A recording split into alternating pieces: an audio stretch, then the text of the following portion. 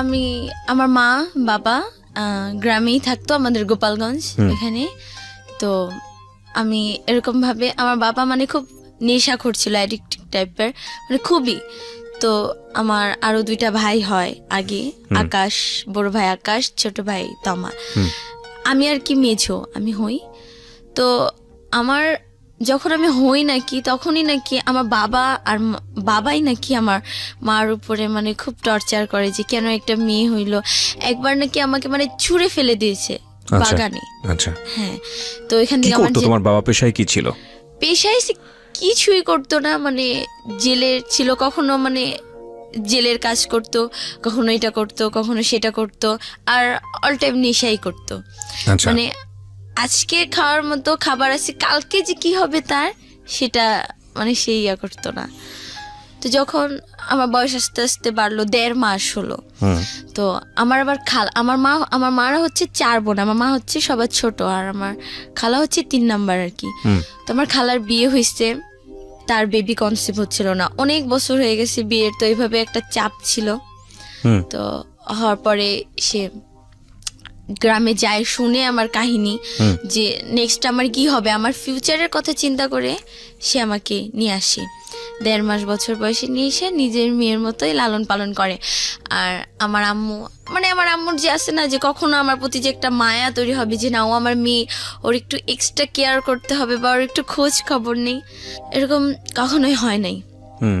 ঢাকা শহরে যাই, আমার খালা ঢাকায় গুলশান 2 থাকে, তো ওইখানে আমি লালন পালন হই।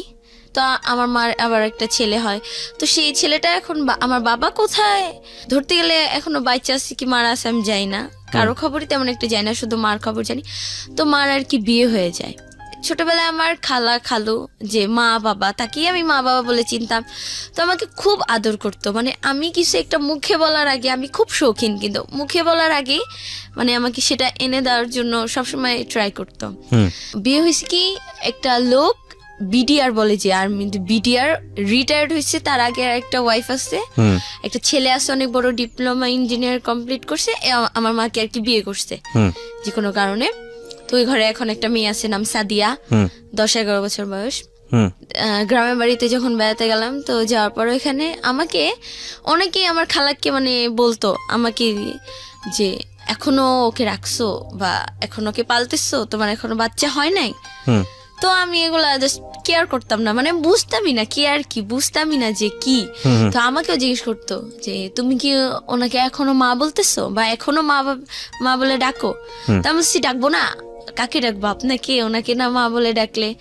তো বলছে আচ্ছা ঠিক আছে। তো এরকম আসতো, আমাকে এসে এসে দেখে যেত। আচ্ছা, মানে আপনার খালাকে আপনি মা বলে ডাকতেন? হ্যাঁ, মা বলে ডাকতাম, বিকজ আপনি ওখানেই বড় হয়েছেন, তো ওনাকে মা হিসেবে জেনেছেন। জি, তারপর? তো তারপর এভাবে আস্তে আস্তে আস্তে আস্তে মা যে খালা, সে মানে সে অনেক মডার্ন ছিল, তো সে আমাকে পালছে খুব শৌখিন ভাবে, অনেক আদর আল্লাহ দিয়ে। তো ফার্স্টে ভর্তি হয়েছি বাড়িদারা শিশু মঞ্চ কেজি অ্যান্ড হাই স্কুলে, ওইখানে ভর্তি হইলাম, ওখানে পড়াশোনা। তারপরে পাশে যে Kalachandpur high school and college, ওটা এখন সরকারি হয়ে গেছে, তো ওইখানে 10 পর্যন্ত আর কি পড়া। তো এরকম আমি যখন ক্লাস 5-এ পড়ি, আমি ক্লাস 5-এ আমাদের কালাচাঁদপুর স্কুলে ভর্তি হই। তো ওই স্কুলে ভর্তি হই, তো তখন আমি শুনতে আমরা আবার দেশে গেছি, গ্রামের বাড়িতে বেড়াতে গিয়েছিলাম, তো ওইখান থেকে আসার পর শুনি যে সে বেবি কনসিভ করছে। ওকে, তো এখান থেকে আর কি শুরু গল্পটা, এখান থেকে। আচ্ছা, বেবি কনসিভ করেছে মানে হচ্ছে আপনার খালা বেবি কনসিভ করেছে। বয়স কত তখন আপনার? আমার তখন 10 বছর, 5-এ পড়ি। 5-এ পড়ো তুমি ওই সময়? তখন আমি 5-এ আর কি উঠবো, মানে উঠে গেছি আর কি। ওকে। তো আমি তো খুব, আমাকে মানে একসাথে শুতে দিবে না, আমার রুম সবসময় আলাদাই ছিল, তারপর আমি আমার সাথেই শুইতাম, মানে খালার সঙ্গে। খালা, হ্যাঁ ওই তো খালা, তার সাথে শুইতাম। তো আমার শুয়া কি অতটা খারাপ ছিল না, ঘুমানোটা আবার অতটা ভালোও ছিল না। তো সে ভয় পাচ্ছিল যে আমার এত বছর পরে একটা বাচ্চা হবে, যদি কোনো একটা ও মাধ্যমে। ও আচ্ছা আচ্ছা, মানে কনসিভ করার পরে তোমাকে আলাদা একটা রুমে দিয়ে দিয়েছে যে তুমি ওখানে ঘুমাও। আচ্ছা, মানে সবকিছু আমার আলাদা হয়ে যাচ্ছিল আস্তে আস্তে। তো এরকম তো আমি খুব কান্নাকাটি, মা আমি তোমাকে ছাড়া শুবো না, মা আমি তোমাকে ছাড়া ঘুমাবো না, কিছুতেই না কিছুতেই না। তো আমিও তো যাবো না, আর সেও আমাকে যাওয়াই ছাড়বে, যে তোকে যাইতেই হবে, তখন তুমি থেকে তুই, তোকে যাইতেই হবে। তা সেরকম তো আমি যাবো না, খুব কান্নাকাটি করতেছি। যে আমার খালু বাবা, সে আমাকে এতটা মারলো, লাইফের ফার্স্ট অনেক মোটা একটা লাঠি দিয়ে মারার পরে আমাকে আলাদা রুমে রাখলো। আমি এমনি পাই ভয়, ভয় পাওয়ার বলে কি আমি খুব কান্নাকাটি করলাম, সারা রাত আমি চিল্লাইছি, মা তুমি কেন আমাকে ছেড়ে দিলে বলো, আমি তোমার বুকে শুভ মা, মানে অনেক কথা বলছি। পাশে তখন টিন সেট বাসা ছিল, তো তো পাশের রুম থেকে আর কি শোনা যায়। তো একটা মহিলা বলতেছে যে সারা রাত মেয়েটা এভাবে ঘুমায় নাই, সে তার মতো সে ঘুমায় গেছে, চিল্লাইছে মেয়েটা আর এভাবে কান্নাকাটি করছে মার কাছে যাওয়ার জন্য। তো যাই হোক এক পর্যায়ে সকাল হলো, তো এরকম মানে খুব অ্যাওয়ার্ড যে বাচ্চা হ্যান ত্যান। তো যখন বাচ্চাটা আমার মা আসলো আবার মাঝখানে, যে এখন তো সে প্রেগনেন্ট, কাজ টাজ করতে হবে, মানে আপন মা? হ্যাঁ, আমার যে আপন মা নাম সেলিনা। তো সে আসলো, আসার পর কাজ, ওই যে তার মেয়ে হয়েছে ওই ঘরে, মেয়েকে নিয়ে আসলো, আসার পর কাজ টাজ করতো। তো তখন আমাকে আমার মা একদিন ডাকে বলতেছে, জানো আমি তোমার কি হয়? হ্যাঁ, তুমি তো আমার খালামণি হও, তুমি আমার ভালো খালামণি, ছোট খালামণি আমার। না, আমি তোমার মা হই। মা হও? কেন মা হবো, আমার তো মা আসছে। বলছে না, আমি তোমার মা হই। তা বলছি কেন তুমি, মানে আমি মানে তর্ক করতেছি, খুব জিতছিলাম, কেন না তুমি আমার মা হও না, কেন বলতেছো এগুলো, আমি জানি তো হ্যান ত্যান। সে আবার আমার রুমে শুইতো, তো আমি তাকে শুইতে দিতাম না। আসলে কি, হ্যাঁ, ওনারা গ্রামের থেকে আসছে আর আমি ঢাকা শহরে থাকি, আমি কেন শুইতে দিব আমার সাথে? হ্যাঁ, আর আমার খালা কি, মানে আমার যে মা, আপন মা, সে আবার কি মানে একটু নোংরা টাইপের, মানে গ্রামের তো মানে অত কিছু বুঝতো না, দুই রুমের নেওয়ার জন্য আর কি আমরা ফার্স্টে টিন সেট না, এটা মোটামুটি ভালো একটা। তো যাই হোক আস্তে আস্তে, হ্যাঁ তুমি আমার সাথে ঘুমানোর জন্য, আমার থেকে একটু পটায় চকলেট বা এটা নেওয়ার জন্য, মানে আমার তখন ধারণা এটা ছোট তো, এগুলোর জন্য মনে হয় তুমি এরকম আমাকে ভাও দিচ্ছ, এক কথায় ভাও দিচ্ছ। বলছে না, আমি তোমার মাই হইতো। আমার নানু এখন নাই, মারা গেছে। আমার নানু বলছে কি, পুরাটা খুলে বললো যে ওর আর কোনো সিচুয়েশন ছিল না, তোমাকে দিয়ে দিচ্ছে, তুমি 1.5 মাস তোমার মার কাছে ছিলা, শুধু 1.5 মাস ছিলা, আজ হয়তো তোমার মার কাছে থাকতে, এরকম তোমার 2টা ভাই আছে। তো আমি না ফার্স্টে কিছুটা বিশ্বাস করছি, কারণ আমার মা, আমার যে খালা, সে তাকে, আমার আবার একটা খালা তো ভাই আমার সাথে ছিল, পারভেজ নাম, তো সে খালা বলে ডাক দিছে। তো আমি ফাজলামি করে ডাক দিছি কি, হ্যাঁ খালা, হ্যাঁ দাও ভাত দাও। সে বলে হ্যাঁ তোমার তো খালাই। হ্যাঁ মা কি বলো, খালা কেন? না না ওই কিছু না। তো এরকম তখন একটা ইয়ে আসলো যে সত্যি মনে হয়। আস্তে আস্তে আমার মা আমাকে বলতে লাগলো, মা এটা ছিল, তুই যে পড়াশোনা করে অনেক বড় হ্যাঁ মানুষে আমার কাছে আসবি। তো এরকম আস্তে আস্তে বাচ্চাটা যখন হইলো, আমার নানু আমাকে বলে কি, তোকে না ওই বিছনায় পর্যন্ত উঠতে দিবে না, জানিস, তোকে এইটা করবে ওইটা করবে, তোমার খাবার ছুটাই দিবে, তোমাকে দিয়ে সব কাজ করাবে, এটা করবে সেটা করবে। তো আমার মনে হলো না, আচ্ছা তাই, ঠিক আছে, এরকম কেন হবে, থাক, মাই তো বাবাই তো, এরকম কেন করবে। আমার খালু আবার খুব ফর্সা, আমার খালা আবার একটু ডিপ শ্যামলা, তো মেয়েটা হচ্ছে একদম কুচকুচে কালো। তো যাই হোক, সবার আদরের মনি সবার। আর আমার খালাকে মিষ্টি খুব মিষ্টি আনলো, পছন্দ করতো, মিষ্টি আনলো। তো আমি সবাইকে বিলাইতে গেলাম যেভাবে, যে দেখো আমার অ্যাম্বুলেন্স থেকে যখন নামলো, আমি ধরতে নিলাম, এই ব্যথা পাবে, ছাড়ো ছাড়ো ছাড়ো, হ্যান ত্যান, বিছানায় বসে যে আমি একটু আদর করব। আমার নানু, এই সরো সরো সরো। আমার খালা যখন মানে হয়েছে মেয়েটা, তখন নাকি আর কি বুকে দুধ পাচ্ছিল না, তো রুম থেকে বের করে দিত, খুব খারাপ ব্যবহার করতো, স্যাং স্যাং বলে যাকে, বের হতো। আমি বাহিরে একটাই যেতাম, বসে কানতাম কি, ইস আমি হয়তো আমার মাকে হারায় ফেললাম। তো মানে আমাকে যেই দেখে সেই বলে, তোমার কিছু একটা হবে জানো, তোমার কিছু একটা পরিবর্তন হবে। তা আমি আবার হোগা, আমি জানি না হোগা কি, তাপটা দেখি, তো এরকম হয়ে যাক, যা হবে হবে। তো এরকম ছোট ছিলাম। তো যাই হোক, পড়াশোনা আস্তে আস্তে আস্তে আস্তে আদরটা আস্তে আস্তে উঠলো। আমার খালা খুব আদর করে তাকে, আর আমাকে কিছু হইলেই খুব বকাঝকা করে, আস্তে আস্তে যে ইগনোর অ্যাভয়েড বলে সেটা উঠে আসে। তো খালুর আবার কি বলতেছে যে, গুলশানে এমনি যখন বেবিটা হইলো, মানে উড়াধুরা খরচ করছে সে, মনে হয় 2-3 মন, খালি মানে এলাকার সবাই মানে মিষ্টি পাইছে। বিয়ের কত বছর পরে এরকম আপনার বাচ্চাটা হয়েছে? ওনার 20 বছর পরে। ও ওকে, আচ্ছা। তো সেই জন্যই বেশি খুশি ছিল আর কি? হ্যাঁ বেশি, মানে অনেক খুশি, শুধু খুশি না, অনেক খুশি ছিল। তো আস্তে আস্তে আমি স্কুলে যাই। আমার তখন আমি ক্লাস 5-এ পড়ি। তখন আমার একটা ফ্রেন্ড ছিল, স্বর্ণা, শিপা আর মিম এখনো আসছে। ওরা বলতেছে, হে তোর বোন হয়েছে, হ্যান ত্যান, সব শেষ। এই যে মনে কর তোর আদর গুলো, কেন আদর যাবে, আমার বোনকে কত আদর করবো আমি। বলছি তুই তো জানিস সব। হ্যাঁ জানি সব। তো বলে কি, এক কাজ কর, তোর তো খুব কষ্ট। আমি বলছি কই, তখন আবার কষ্টের ইয়াগুলো চলে আসতেছে, যে একটু টর্চারের শিকার হচ্ছি। তো বলছে তোর তো খুব কষ্ট, তুই এক কাজ কর, তুই না সিগারেট খা। আস্তে আস্তে না মানে আস্তে আস্তে আমাকে ড্রাগে নিয়ে যায়, তুই না সিগারেট খা, স্মোকটা একটু ট্রাই কর। আমি বলছি না রে। তো ও যখন খাইছে, ও আবার স্বর্ণা মেয়েটা যে, তো আবার রিলেশন করতো, ভাইগাও গেছে অবশ্য, মানে পালাই চলে, তো ও আবার রিলেশন করতো, মানে বেশি একটা ভালো ছিল না, মানে ফিজিক্যাল করতো হ্যান ত্যান। তো ও যখন খায় খুব কাশে, দোস্ত তোর কি খুব প্রবলেম হয়? হ্যাঁ খুব কাশি হয়। না রে আমি না খাবো না। আরও যখন খাই তো ওর সাথে স্মেলটা থাকতো, না রে মা বুঝে যাবে বা খালা বুঝে যাবে, খবর আছে না, খাবো না, আচ্ছা খাইলাম না। তো যাই হোক এরকম এরকম বলতো যে তোকে তো এমন করে, তুই তাহলে কি করবি? আমি বলছি কি করবো, এখানেই থাকবো, একদিন একদিন তো আদর করবে। তো আমার বাবাটা আবার আদর করতো, তখন তখন মানে খালু, সেই শুধু আমাকে একটু আদর করতো, আর কেউ না। এরকম আদরটা তো আস্তে আস্তে আস্তে আস্তে বড় হই। তো এখানে আবার কি যে এখানে যে একটু অনেক টাকা খরচ হয়ে যায়, তো খালু বলে কি ভাসানটেক মিরপুর 14, ভাসানটেক দেওয়ানপাড়ার ওখানে আমরা শিফট হই।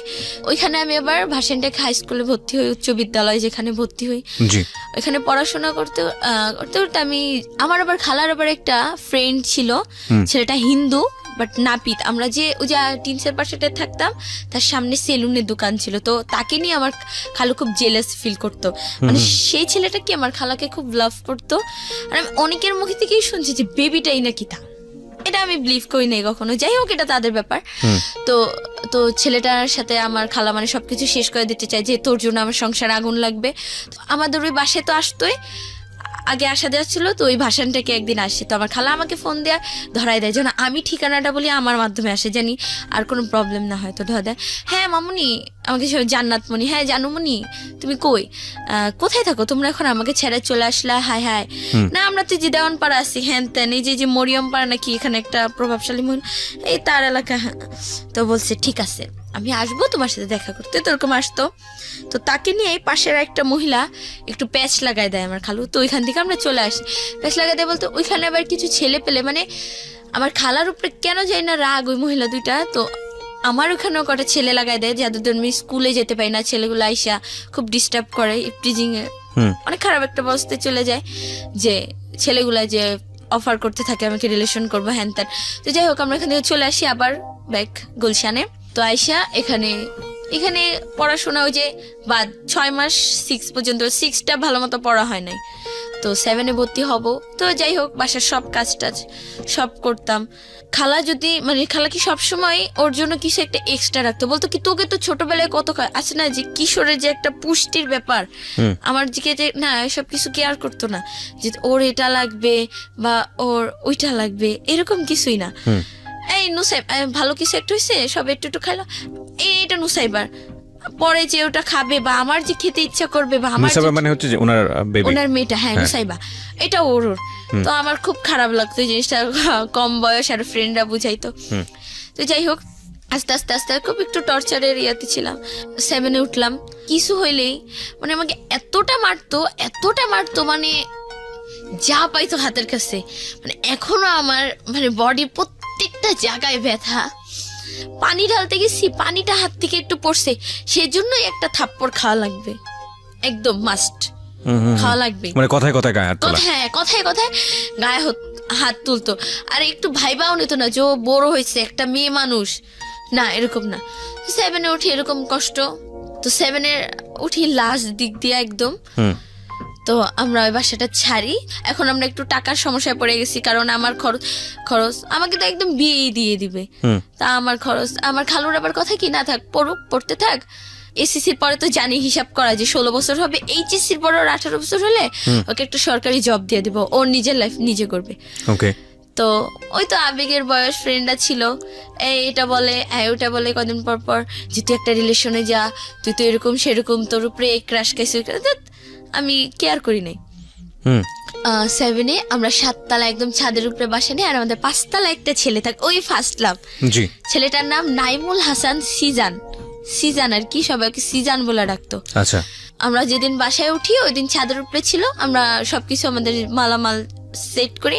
তো সেই দিন ওকে দেখে কেন জানি আমার মানে মনে হলো কি মানে কত আগের যেন চেনা, কত কিছু জানি, যে খুব অনেক অনেক মানে আস্তে আস্তে এত ডেভেলপার। ও 5 তলায়, আমি 7 তলায়। তো সিজান, ওর একটা বোন আছে নাম সিনিন্না, ওর বাবা পুলিশে চাকরি করে আচ্ছা চিটাগাং, ওর মা, ওর বোন আর ও থাকে এখানে, ওর বাবা ওইখানে কোয়ার্টারে থাকে। তা তো আস্তে আস্তে এরকম ও আবার, আমি তখন ও আমাদের স্কুলে তখন 9-এ পড়ে, আমি তখন 8-এ উঠবো আর কি, 7-এ। আমাদের আর কি এলাকায় আমাদের একদম গেট সোজাই একটা মাঠ, তো মাঠের ওখানে আরিয়ান স্যার কোচিং করাতো। তো আমি ওখানে ভর্তি হয়ে গেলাম যে পড়াশোনা আবার তো স্টার্ট করছি, তো পড়াশোনা তো ওইখানে ও বসে থাকতো। ও কি খুব খারাপ ছেলে ছিল, আমি জানতাম না, মানে দেখে খুব ইনোসেন্ট মনে হয়, খুবই আমাকে দেখে না টোন করতো, মানে মানে মানে আমার ফ্রেন্ডরা মিম আবার খুব মডার্ন ছিল। আমি মানে এতটাই ছিলাম, মানে আমার ঘরে কখনো লিপস্টিক পর্যন্ত কিভাবে দিতে হয় এটা আমি জানতাম না, কাজলটা হালকা জানতাম, আমার খালা খুব মডার্ন ছিল, বাট আইলাইনারটা চিনতাম না, এরকম কিছুই ছিল না। ওখানে গেলাম তো সিজন কি আসে না যে একটা মডার্ন মেয়ের সাথে যদি খ্যাত বলতো, যেটাকে খ্যাত মেয়ে যদি যায় স্বাভাবিক হাসবে। তো একদিন দুদিন আমার ফ্রেন্ডরা খেয়াল করলো যে হাসে, আমি বললাম কি দোস্ত এই ছেলেটাই তো সেই ছেলেটা। আমি বলছি ওকে আমার ভালো লাগছে, বলছে ভালো লাগছে, এটাকে ক্রাশ বলে। আমি বলছি কি বলে? ক্রাশ। আমি বলছি আচ্ছা এটাই ক্রাশ? বলছে হ্যাঁ এটাই ক্রাশ।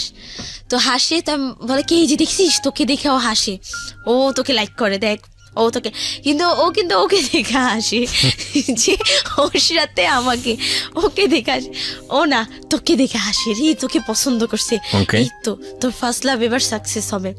তো যাইতাম, তো 6টা থেকে 9টা পর্যন্ত হইতো রাত কোচিংটা। তো ওইখানে বসে থাকতো, তো ও আবার 8টার সময় চলে যেত। তো প্রতিদিন একটা এক্সকিউজ দিতাম, স্যার আমার পেট ব্যথা, এটা ওইটা, আমি দেখা যাবো, দেখে বের হবো, দেখে ঢুকবো, দেখে বের হবো, তো এরকম। তো এরকম কোচিংয়ে তো স্টাডি করতেই থাকলাম। তো স্কুলে যেতাম, তো ও আর কি আস্তে আস্তে বুঝলো কিভাবে, ও ছাদে যাইতো, ছাদে ও মেয়েদের সাথে কথা বলতো ফোনে, ওর গার্লফ্রেন্ড মানে জিসান মেয়েদের সঙ্গে কথা বলতো। জিসান না সিজান, ওকে হ্যাঁ সিজান মেয়েদের সাথে অনেক কথা বলতো। আমার দিকে মানে মুগ্ধ হয়ে তাকায় থাকতাম। একটা ছেলে কিন্তু বুঝে যে একটা মেয়ে তাকে ফলো করতেছে, ও যেদিক দিয়ে। তখন আপনি ক্লাস 6-এ পড়েন? 7, ক্লাস 7-এ। ওকে। আমাদের ক্লাস হচ্ছে কালীচাঁদপুর স্কুল, তো এখানে মেয়েদের হচ্ছে 7টা থেকে ক্লাস 12টা পর্যন্ত, আর ছেলেদের 12টা থেকে 5টা পর্যন্ত। তো আমি আবার আরেকটা কোচিং করতাম ওই স্কুলের স্যারের এখানে। যাই হোক, তো আমি 6টা থেকে 6টা আর কি বাসা থেকে বের হতাম, তো 7টায় ক্লাস, তো 12টা এসে। তো আমি কি করতাম, আমাদের কি 12টার 10 মিনিট আগে একটু মেয়েদের ছেড়ে দিত, কারণ ছেলেরা ওইখানে মানে ক্লাসে প্রত্যেক ক্লাসে মানে ব্যাগ টেক রাখতো, তো 10 মিনিট আগে ছেড়ে দিত। তো আমি না 10 মিনিট পরে বের হতাম, মানে ঘোরাফেরা করতাম স্কুলে, যে ওকে একবার দেখবো। আর মিমকেও সাথে রাখতাম, দোস্ত তুই থাক, আমার হাত পা কাঁপে যদি কিছু একটা বলে। ও আবার খুব রাগী সিজান। আচ্ছা। আর মিম বলছে কি আরে হয়েই তো গেল তোর কানেকশন, তুই এত ভয় পাস কেন? ও আচ্ছা ঠিক আছে। তো তো আবার বলতেছি কি আমি আবার স্কার্ফ বানতাম, এই তুই না আর হিজাব বানবি না কেন? না তুই চুলে এখন একটু স্টাইল দিবি। তো ঠিক আছে দিব। তো কিভাবে চুল বানবো? প্রতিদিন আমি কি করতাম, আমার আবার একই বাসায় থাকতাম, তো মিম আর আমি মিম আবার আমাদের বাসায়। তো হ্যাঁ কিভাবে প্রতিদিন স্কুল ড্রেসটা পরে বাস চিরুনি আর বেঞ্চ নিয়ে আমি ওর কাছে যেতাম, আমাকে একটু স্টাইলিশ ভাবে বেঁধে দিত। হ্যাঁ, আর এখন মুখে একটু পাউডার দিয়ে দিত যে না বাবা এখন আর আগের মতো খ্যাত থাকলে চলবে না, এখন তোমাকে একটু মডার্ন হইতে হবে। তো ঠিক আছে। তো ও ছাদে যায়, তো আমি তাকাই থাকি, হ্যান করি ত্যান করি। তো আস্তে আস্তে না ছেলেটা বুঝতে পারলো, হ্যাঁ বুঝতে পারে না, আরো হাসে। এখন আমাকে দিয়ে মানে একটু কথা বলে যে এই মেয়ে, আর ওর ফ্রেন্ডরা আমাকে দেখলেই, নাইম আর সোহান 2টা ফ্রেন্ড ওর, তোমার কি এই সিজান, মানে আমি ঢুকবো স্কুলে দেখা হইলো বা কোচিংয়ে যাচ্ছে, আমাকে দেখে ওই সিজান মানে ডাকতেছি, কিন্তু আমাকে রেডিকেটেড করে। বাট ওকে, আমি যখন দেখাতাম এই সিজান, মানে হ্যাঁ দোস্ত ভালো আছো, মানে ওর দিকে ইয়া করতাম, কি হলো ব্যাপারটা, আমাকে টিচ করতেছে না। তো এরকম আমি 8-এ উঠলাম, 7 থেকে 8-এ উঠলাম। তো ওঠার পরে 10-এ না 9-এ উঠলে তো খেয়াল নাই। তো ওই যে 1 বছর তো শেষ করে দিলাম, প্রেমে বলতেই পারলাম না কখনো। তো মিমকে বলে কি মিম দোস্ত ওকে তো একটু বলা উচিত, বলবি ও তো মাঠে থাকে, হ্যাঁ থাকে, তোর তো ফোন নাই। ফোন তখন আবার খালো আবার স্মার্টফোন একটা কিনছে। তো বলে কি তোর কি FB আইডি আছে? আমি বলি FB কি? আবার FB কি? কি বলে কি ফোন, মানে ওটা একটা সোশ্যাল নেটওয়ার্ক, ওইটা আবার কি বলে কি ফেসবুক। ও ফেসবুক, হ্যাঁ ফেসবুকের নাম শুনছি। তো এফবি কি? আরে বাবা ওইটা সংক্ষিপ্ত রূপ। আমি বলছি ও আচ্ছা। বলে আইডি আছে? আমি বলছি এইসব কি? বলে মানে তোর নামে একটা আইডি, হ্যান ত্যান বুঝাই দিল যে এটা এরকম আইডি। তো আমি বলছি না। তো আমার খালার ফোন, খালার ছোট ফোনটা আবার চালান যেত বাটন। তো এখানে জান্নাত মনি দিয়ে জাস্ট একটা আইডি খুলে দিল, ওকে রিকোয়েস্ট পাঠাইলাম, ওর আইডি নাইমুল হাসান সিজান। তো পাঠাইলাম, ও অ্যাকসেপ্ট করে নাই ও, কারণ এখানে কোনো পিক ছিল না, বা তাই ফেক আইডি মনে করে অ্যাকসেপ্ট করে। তো এরকম বলবো আর বলা হয় না। ওই আমি আবার মাঝখান দিয়ে শুনতে পারলাম যে সিজান নাকি এতটাই খারাপ একটা ছেলে ছিল। মানে আমি সিজানকে পাগলের মতো ভালোবাসতাম, পাগলের মতো। মানে ও আমার আবার একটা কোচিং হলো 4টা থেকে 6টা পর্যন্ত। ও কখন নামবে আমি ওরকম দাঁড়ায় থাকতাম সিঁড়িতে, একাধারে দাঁড়ায় থাকতাম, ওর সাথে দেখা করব, ওর সাথে একটু কথা বলবো, শুধু একটু কথা বলবো ওর সাথে, ব্যাস এরকম। তো একদিন ও আমাকে মাঠে সবার সামনে, মানে আর ও সিজান ছেলেটা কি খুব গালাগালি করতো, মানে খুব আমার মাকে নিয়ে বাবাকে নিয়ে মানে খুব বিশ্রী ভাষায় গালাগালি করতো। তো তুমি জানলে কিভাবে তোমাকে গালাগালি করতো তোমার মা? আমি পাশ দিয়ে দাঁড়ায় আছি, ও পাশ দিয়ে যাবে আর গালাগালি করতে করতে মনে হয় কি আমার কানে শুনাই যাবে আমাকে বলতে বলতে। আবার যাচ্ছি, ইস কেমন লাগে ওরে, ও কোনোদিন ওদের বাসায় কি আয়না নাই, ওকে কোনোদিন আয়না দেখে নাই। তো তোমাকে গালিগালাজ করছে কেন? মানে তোমাকেও পছন্দ করে না? না পছন্দ করে না, বাট তুমি ওকে পছন্দ করতে খুবই। আচ্ছা আচ্ছা। ও বাই দ্য ওয়ে প্রিয় শ্রোতা, ও খুব অল্প বয়সী, ওর মতো করে গল্প বলছে, আপনারা বুঝতেই পারছেন। ঠিক আছে, হ্যাঁ বলো তারপর। তো যখন ওর কথা মনে পড়ে সারা রাত কান্না করি। দিনে তো ওই যে কাজ টাজ করি, সারা রাত একটু রেস্টের দরকার, সারা রাত কান্না করি, ওর জন্য দোয়া করি আল্লাহ ও জানি আমাকে একটু ইয়ে করে, মানে ও জানি আমার সাথে একটু ভালো ব্যবহার করে। আরে ভালোবাসলে কি পাইতে হবে? আরে তো এর মাঝখানে আবার শুনতেছি FM, খালার ফোন রাত্রে চার্জে দেয়, ওই চুপি নিয়ে জীবন গল্প, ভালোবাসার বাংলাদেশ, বি পজিটিভ, হ্যান ত্যান শুনতেছি। তো শুনতে ওইখানে যে আসে মেয়েরা বলে, তো কেউ বলে যায় না যে ভালোবাসলে কি পাইতে হবে, ও ভালো থাকো। তো এই যে FM এর ভূত ঢুকছে, এই ভালোবাসলে কি পাইতে হবে, ওই ডায়লগ গুলো মনে আসছে। কোন ক্লাসে তখন তুমি? ক্লাস 10-এ? না আমি ক্লাস 8-এ। তখন ক্লাস 8-এ? হ্যাঁ। তো এরকম খুব গালাগালি করতো, মানে আর ও কি বলে নেশা করতো, ওই ছেলেটাও নেশা করতো। ওর সঙ্গে কি তখন তোমার কথা হতো, ফোনে কথা হতো? আর কোনোদিন আমার দিকে মানে ভালো মতো কথা বলে নাই 2 মিনিট। তো জানতো যে তুমি ওকে পছন্দ করো, সে কারণে তোমাকে গালিগালাজ করতো? হ্যাঁ, ওকে, খুব ভালোবাসতাম ওকে। আর আমার ফ্রেন্ডরা, মিম বাদে আমার ফ্রেন্ডরা, মানে আমার আবার একটা বেস্ট ফ্রেন্ড হয় নাম রোজ। তো যাই হোক, ওরা আমাকে এই তোকে এটা করতে হবে না, রে এখন পারবো না, ভালো লাগতেছে, এই সিজানের কসম, আচ্ছা ঠিক আছে কি করতে হবে বল, আমি করতেছি। হ্যাঁ, কারো টাকা লাগবে বা কারো একটা হেল্প, আমি আবার কি একটু গুন্ডা টাইপের, মানে সিজানের কাছে আমি নরম, মানে আর বাসায় আর আমাকে কোনো ছেলে যদি টিচ করতাম রাস্তার মধ্যেই মাইরা বসতাম, হ্যান ত্যান, তো আমাকে নিয়ে যেতে ওরা সেফটির জন্য।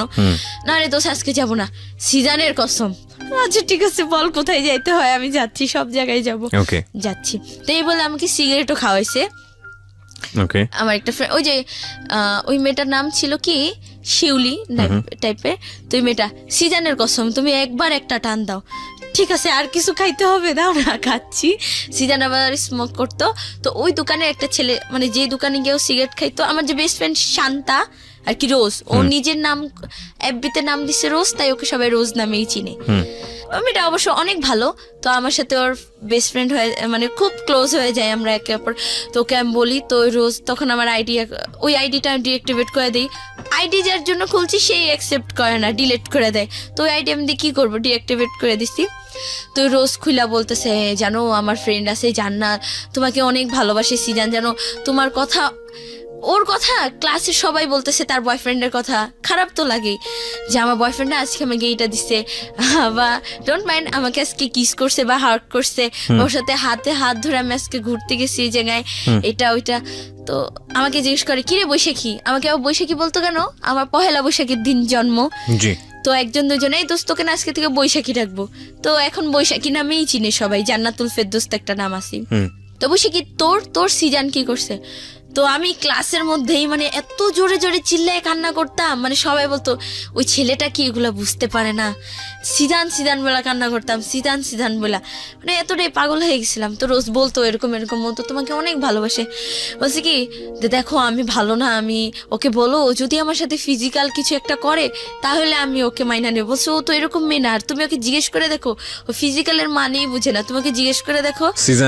সিজন বলেছে এটা, হ্যাঁ আর আমার রোজ ফ্রেন্ডের হচ্ছে কাছে হলো তোমার হয়ে সিজনকে এই ধরনের কথা বলেছে। না মানে বলছে যে যে মানে আমার সাপোর্ট নিয়ে বলছে যে তোমাকে লাভ করে। Okay, হ্যাঁ বুঝতে পারছি, মানে কি বলে হচ্ছে মিডল ম্যানের ভূমিকায় আছে আর কি। হ্যাঁ, তো তারপর আর ওকে দেখলে অটোমেটিক আমার মানে একটা ছেলেকে মারবো বা একটা ইয়াতে আসছি যেমন ফ্রেন্ডকে, ওকে দেখলে দোষ আজকে না হবে না, বাদ দে সবকিছু শেষ আজকে, এই সিজানের কসম, ঠিক আছে ওকে ওভারটেক করি তারপর আমি যাচ্ছি, ও আমার সামনে থেকে যাক তারপর মাইরা দে মনে, ভাই ঠিক আছে ঠিক আছে। তো এরকম আস্তে আস্তে আস্তে আস্তে ছেলেটা, তো আমি 9-এ উঠি। এইটি আবার রেজাল্ট কি ওই পড়াশোনা মানে পড়াশোনা একদম গোল্লায় যায় আমার, পাই 3.50 জিএসসি-তে। আমার খালু তো খোটা, তোকে তোকে এত ইয়া করলাম হ্যান ত্যান, এ প্লাস পাইছে, এ গোল্ডেন এ প্লাস পাইছে, এ 4 পয়েন্টের পাইছে, তুই এত কম কেন পাইলি, আরো মার এই সে। আর সে হলো কি একজন যে বলবে আমি আমি পড়তে পারতেছি না, এটা হয়তো আমার ব্যর্থতা, কিন্তু না তোকে একদম সমাজ কি বললো সেটা, যে এই আপনার মেয়ে এটা কেন করলো, আরে আমার মেয়ে তো এটা করছে, কেন কেন আপনার মেয়ে কেন ভালো ইয়া পাইলো না, তো এটা নিয়ে আমাকে মারতো। তো যাই হোক 9-এ উঠলাম, তো আমি এসব কেয়ার করি না, পেয়ার কিয়া তো ডার না কিয়া, ভালোবাসতাম। সিজান করলাম, তো সিজান আমাকে, আমি আবার পরে এই যে এফএম শুনতাম, যে আপনাদের ইয়াটা তো শুনতামই, তো শুনতে শুনতে এখন আমার খালা কি বুঝে গেছে যে আমি রাত্রে ফোন ইউজ করতেছি, ফোন আমি কথা বলি না বাট এফএম শুনি। তো এরকম আর ফোন দেয় না, এমন জায়গায় লুকায় রাখে ফোন, আমি মানে ওই যে বালিশের নিচ টিচ চেক করে তার বডি চেক করে আমি ফোন পাইতাম না, আল্লাহ জানে ফোন করে রাখতো। তো ফ্রেন্ড আমার আবার শান্তা কি ওর আবার একটু ফ্রিডম বেশি ছিল, ওর বোন আবার একটু মডেল টাইপের, তো ফোন ইউজ করতে স্মার্টফোন। ও আবার এফবিতে একটা ভাই বানায়, নাম নাইম ছেলেটার। তো তখন নাইম নামে ও নাকি ফেসবুকে ভাই বানাইছে, হ্যাঁ ছেলেটাকে, নাইম রংপুর থাকে। তো নাইম ছেলেটা, হে আমার একটা ভাইয়া হয়েছে জানিস, তোকে তো সিজান এত অ্যাভয়েড করে, 2 বছর এমনিই চলে গেছে, এত অ্যাভয়েড করে, তুই একটু ভাইবা দেখ, তুই দেখ ভাইয়াটা খুব সুন্দর, ভাইয়ার গার্লফ্রেন্ড নাই, ছিল ব্রেকআপ হয়ে গেছে, নাম ঐশী, ওর নামও ছিল জান্নাতুল ফেরদৌস, কিন্তু ঐশী আর আমার বৈশাখী। তোমার কি লেখাপড়া করতে না, সারাদিন এগুলো নিয়ে কথাবার্তা বলতে? তো নাইম ছেলেটার সাথে আমার রিলেশনটা করাই দেয় বলতে কি, তুই দেখ তোর সিরিয়াস হওয়া লাগবে না, ভাইয়াটা সিরিয়াস হবে, তোর তো এত সমস্যা, ভাইয়াটা তোর খরচ দিবে, লাগলে তোকে ভাগাই নিয়ে বিয়েও করবে বাবা, তারপরও তুই দেখ কি হয়। তো এরকম আস্তে আস্তে 9-এ তখন আস্তে আস্তে ছেলেটা 1 মাস হয়, জানুয়ারি চলে যায়, তো আমি সিরিয়াস না, ছেলেটা সিরিয়াস হয়ে যায়। তো দেখ আমি মাঝখানে ব্রেকআপ করে দিই, ধুর আমি সিজানকে ছাড়া কাউরে না রে, এইসব ছেলে চলবে না, বলছি খুব ভালো, তো ধর তুই বাদ দে, তুই সিজানেরই পটা দেখ।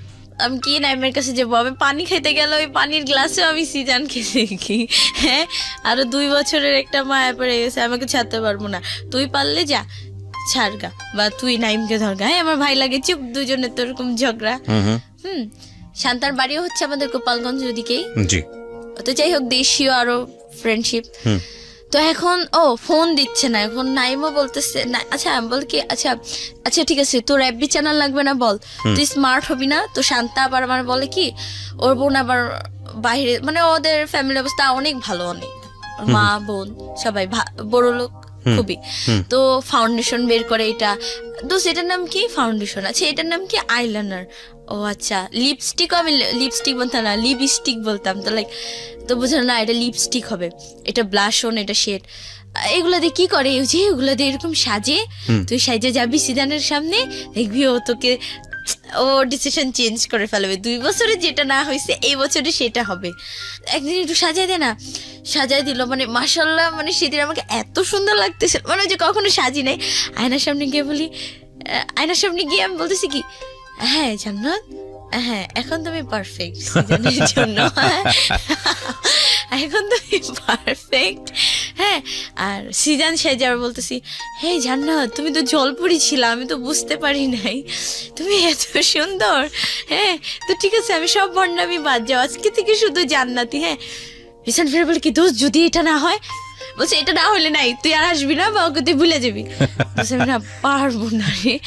কয় এরপরে ঠিক আছে যদি সিজান তোকে পছন্দ না করে, তুই যদি ওর নাম নেস তাহলে আমি তোকে গুলি করব বা ওকে গুলি করব। আমি বলছি দোস্ত দাঁড়াও, গুলিটা তুমি আমাকে মারবা, ওকে গুলি মারবা আর তোকে জুতা দিয়ে পিটাবো।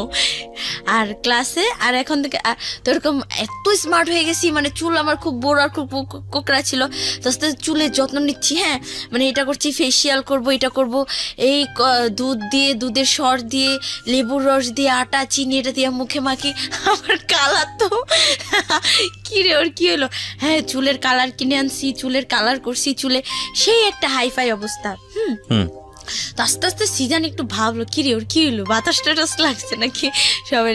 তো ক্লাসে যাই ওরকম কান্না করি সিজান সিজান, আর দেখি কি আমি মাথা নিচু করে সিজান সিজান করে কান্না করতেছি, উঠে দেখি কি সবার হাতে জুতা, নাহলে সবার হাতে স্কেল।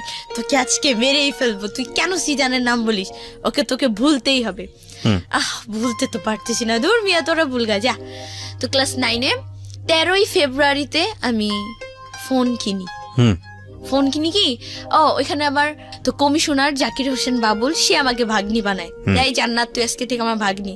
আর মাধুর্যন আমার একটা ফ্রেন্ড ছিল, তো মাধুর্য, শান্তা, ওই যে রোজ আর আমি বসে কি এই 3জন ক্লোজ ফ্রেন্ড হয়ে গেলাম। যেখানে যাই 3জন, ওয়াশরুমে গেলেও 3জন, সব জায়গায় 3জন। ক্লাসে একজন বই না আনলেও 3জন যারাই যেতাম, আর 2জনের বই হয়তো অন্য কাউকে দিয়ে দিতাম বা লুকানো থাকতো, এরকম এত ক্লোজ ছিলাম। তা আমিও টাকা নিলাম, মামা ফোন কিনবো, 8-9 হাজার টাকা নিলাম, সুন্দর একটা স্যামসাং ফোন কিনলাম। যা আজকে থেকে আমারও একটা FB-ID হবে পার্সোনাল, আমিও FM শুনবো, হ্যাঁ মন দিয়ে শুনবো। তো যাই হোক ফোন FB-ID খুললাম। ওই যে বললাম না যে মাঝখানে আগে বলছিলাম যে সিজান যে দোকান থেকে সিগারেট খাইতো, সেই যে দোকান থেকে ও সিগারেট খাইতো, তো ওইখানে একটা ছেলেকে আমি থ্রেট দিলাম, মানে খুব মারলাম, রাস্তাতে দোকান থেকে বের করে না, তুই কেন ওর কাছে সিগারেট বেচিস। হ্যাঁ আপু আজব তো, আমি হলাম দোকানদার মানুষ, আমি বেচবো বা এই করবো, আমার থেকে কিনতে আসে কেন কেন। তো যাই হোক আস্তে আস্তে ও তো একদিন দুদিন নিয়ে গেলাম, তো যেদিন মারলাম সেই দিনই নাকি কত বেহায়া ও আমার বান্ধবী শান্তার উপরে ক্রাশ খায়, ওকে মারি আর ওর দিকে তাকাই থাকি, ওকে মারি আর তাকাই। তো যাই হোক ক্রাশ খেলো, তো শান্তা আর আমি কি করলাম, ওই সিজান আসতো সিগারেট নিয়ে যেত, তারপর আমরা ঢুকতাম এই কয়টা নিছি। তো ওই শান্তার উপরে যখন ক্রাশ খেলো, ক্রাশ বলে আর কি, যাকে লাভ করে নাকি ফেললো, ওই ছেলেটার নাম ছিল রাকিব। শান্তার উপরে ক্রাশ খাওয়ার পরে তো আমাকে পটাইতে হবে, শান্তা পর্যন্ত যাওয়ার আগে আগে বৈশাখীর কাছে আসতে হবে। হ্যাঁ আপনি না আজকে থেকে আমার বড় বোন, মারছেন বড় বোন তো শাসন করবেই ভুল হইলে, ঠিক আছে আপু আপনি আজকে থেকে আমার বড় বোন, আমি সিজান ভাইয়াকে একটু ম্যানেজ করে দেবো, জানি আপনার লাইনটা মানে হয়ে যায়, সেটেল হয়ে যায়। তো ঠিক আছে। তো ছেলেটা তার 13ই ফেব্রুয়ারি, হ্যাঁ না ওইটা হয়েছিল 8 না 9 ফেব্রুয়ারি, তো 13ই ফেব্রুয়ারি ফোনটা কিনে নিয়ে আসতেছি। তো ওই ছেলেটা আমাকে একটা শপিং গিফট দিল, আপু এটা না আপনার গিফট। কি এটা কি আছে দেখি, অনেক সুন্দর একটা ড্রেস, গ্রাউন্ড টাইপের যে শর্ট গ্রাউন্ড গুলো, ওইটা একটা গিফট করলাম আমাকে। তারপরে দিল, তো আপনি এটা কালকে 14ই ফেব্রুয়ারি এটা পরে আপনি ঘুরবেন। ওকে ঘুরবো, প্রবলেম নাই, আপনি যা বলেন তাই। মা আরো কিটক্যাট দেয়, চকলেট দেয় শান্তাকে পটাইতে। যাই হোক শান্তা পাত্তা দেয় না, দোকানদার ছেলে, শান্তার নজর হলো খুব ভাই, আবার রিলেশন করতো অনেকগুলা, ও এরকম একটা ছেলেকে ভালো। যাই হোক তো এভাবে আস্তে আস্তে পরেও 14ই ফেব্রুয়ারিতে গেলাম, হ্যাঁ মাধুর্যর বাসায় গেলাম আমরা, সারাদিন অনেক মজা। বাবুল কমিশনার মা বাবা তার আগের দিন 5,000 টাকা দেয়, তো ওই 5,000 টাকা খালাকে নিয়ে দেয়, তো সে খুব খুশি, আমাকে একা একা ছেড়ে দিচ্ছে, আমি হাতে জিলে দিয়ে ঘুরে আসি। তো ফ্রেন্ডরা 3 ফ্রেন্ড মিলে ঘুরি, 2জনে মানে 3জনে ঘুরি। তো এখন দেখি এখন স্টাইল করি না, হ্যাঁ ওরা আবার একটু শর্ট, বাট মাধুর্য মেয়েটা খুব সুন্দর, বাট ওরা শর্ট, আমি একটু লং ছিলাম। তো আমার 2-3টা ওখানে স্থানীয় ছেলে মানে ক্রাশ খেয়ে গেলো। তো হ্যাঁ আপু ফোন নাম্বার দেন, না দিয়ে ছাড়বই না। ও ফোন কিনছি আবার, এই ফোন কি তোমার বাবা কিনে দিছে, কেন নাম্বার দিব, সিম কার্ড হ্যান ত্যান, না আপু দেন। আমরা যাই হোক সারাদিন ঘুরলাম, বের হয়েছি সকাল 9টায়, আসছি রাতের 8টায়। খালা তো কিচ্ছু বলবে না, টাকা দিছি, আগের দিন টাকা দিচ্ছি না, কিছু বলে নাই, খালি একটু বলছে তোর যদি কিছু হয়ে যেত বল। আর ফোনটাও তো লুকালুকি মানে লুকিচুপি চালাই, যে কেউ জানে না।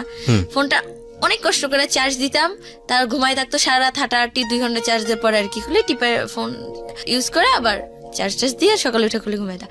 তো যাই হোক এই ঘুরলাম ফিরলাম, আমরা রিক্সা দিয়ে যাচ্ছি, আর ছেলে 3টা, ওইখানে আবার 3টা ছেলে বাইকে।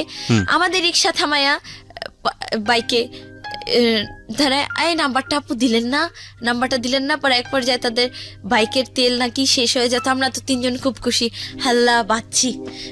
ও মা এখন দেখি বাস নিছে, বাস নিয়ে আমরা রিক্সা দিয়ে যাই।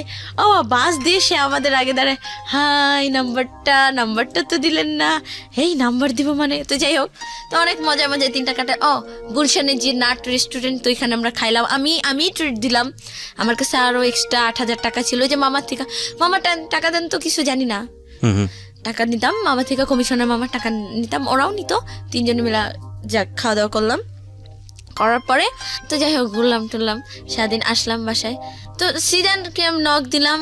তো সিজানের কথা আমার এত খারাপ লাগলো। সিজান আমাকে নাইম ছেলেটা তখন নাকি নাইম ছেলেটা আস্তে আস্তে মানে আমাকে ভুলে যায় যে থাকা, এই মেয়েটা তো সিরিয়াস না, এর সাথে আমি কি কথা বলবো। তো ও আবার একটা মেয়েকে পছন্দ করে, নাম মামতি। মামতি, কিন্তু মামতি মেয়েটার আবার যাই হোক ওকে করতো না, ফ্রেন্ড হিসেবে দেখতো। তো এরকম যাকে আমিও ভাবলাম কি যাকে ও তো ওর বিজি লাইফে আছে, আমিও আমার মতো কোনো প্রবলেম নেই। তো সিজানকে আমি নক দিলাম 14 ফেব্রুয়ারি। সিজান জানো আজকে কি দিন?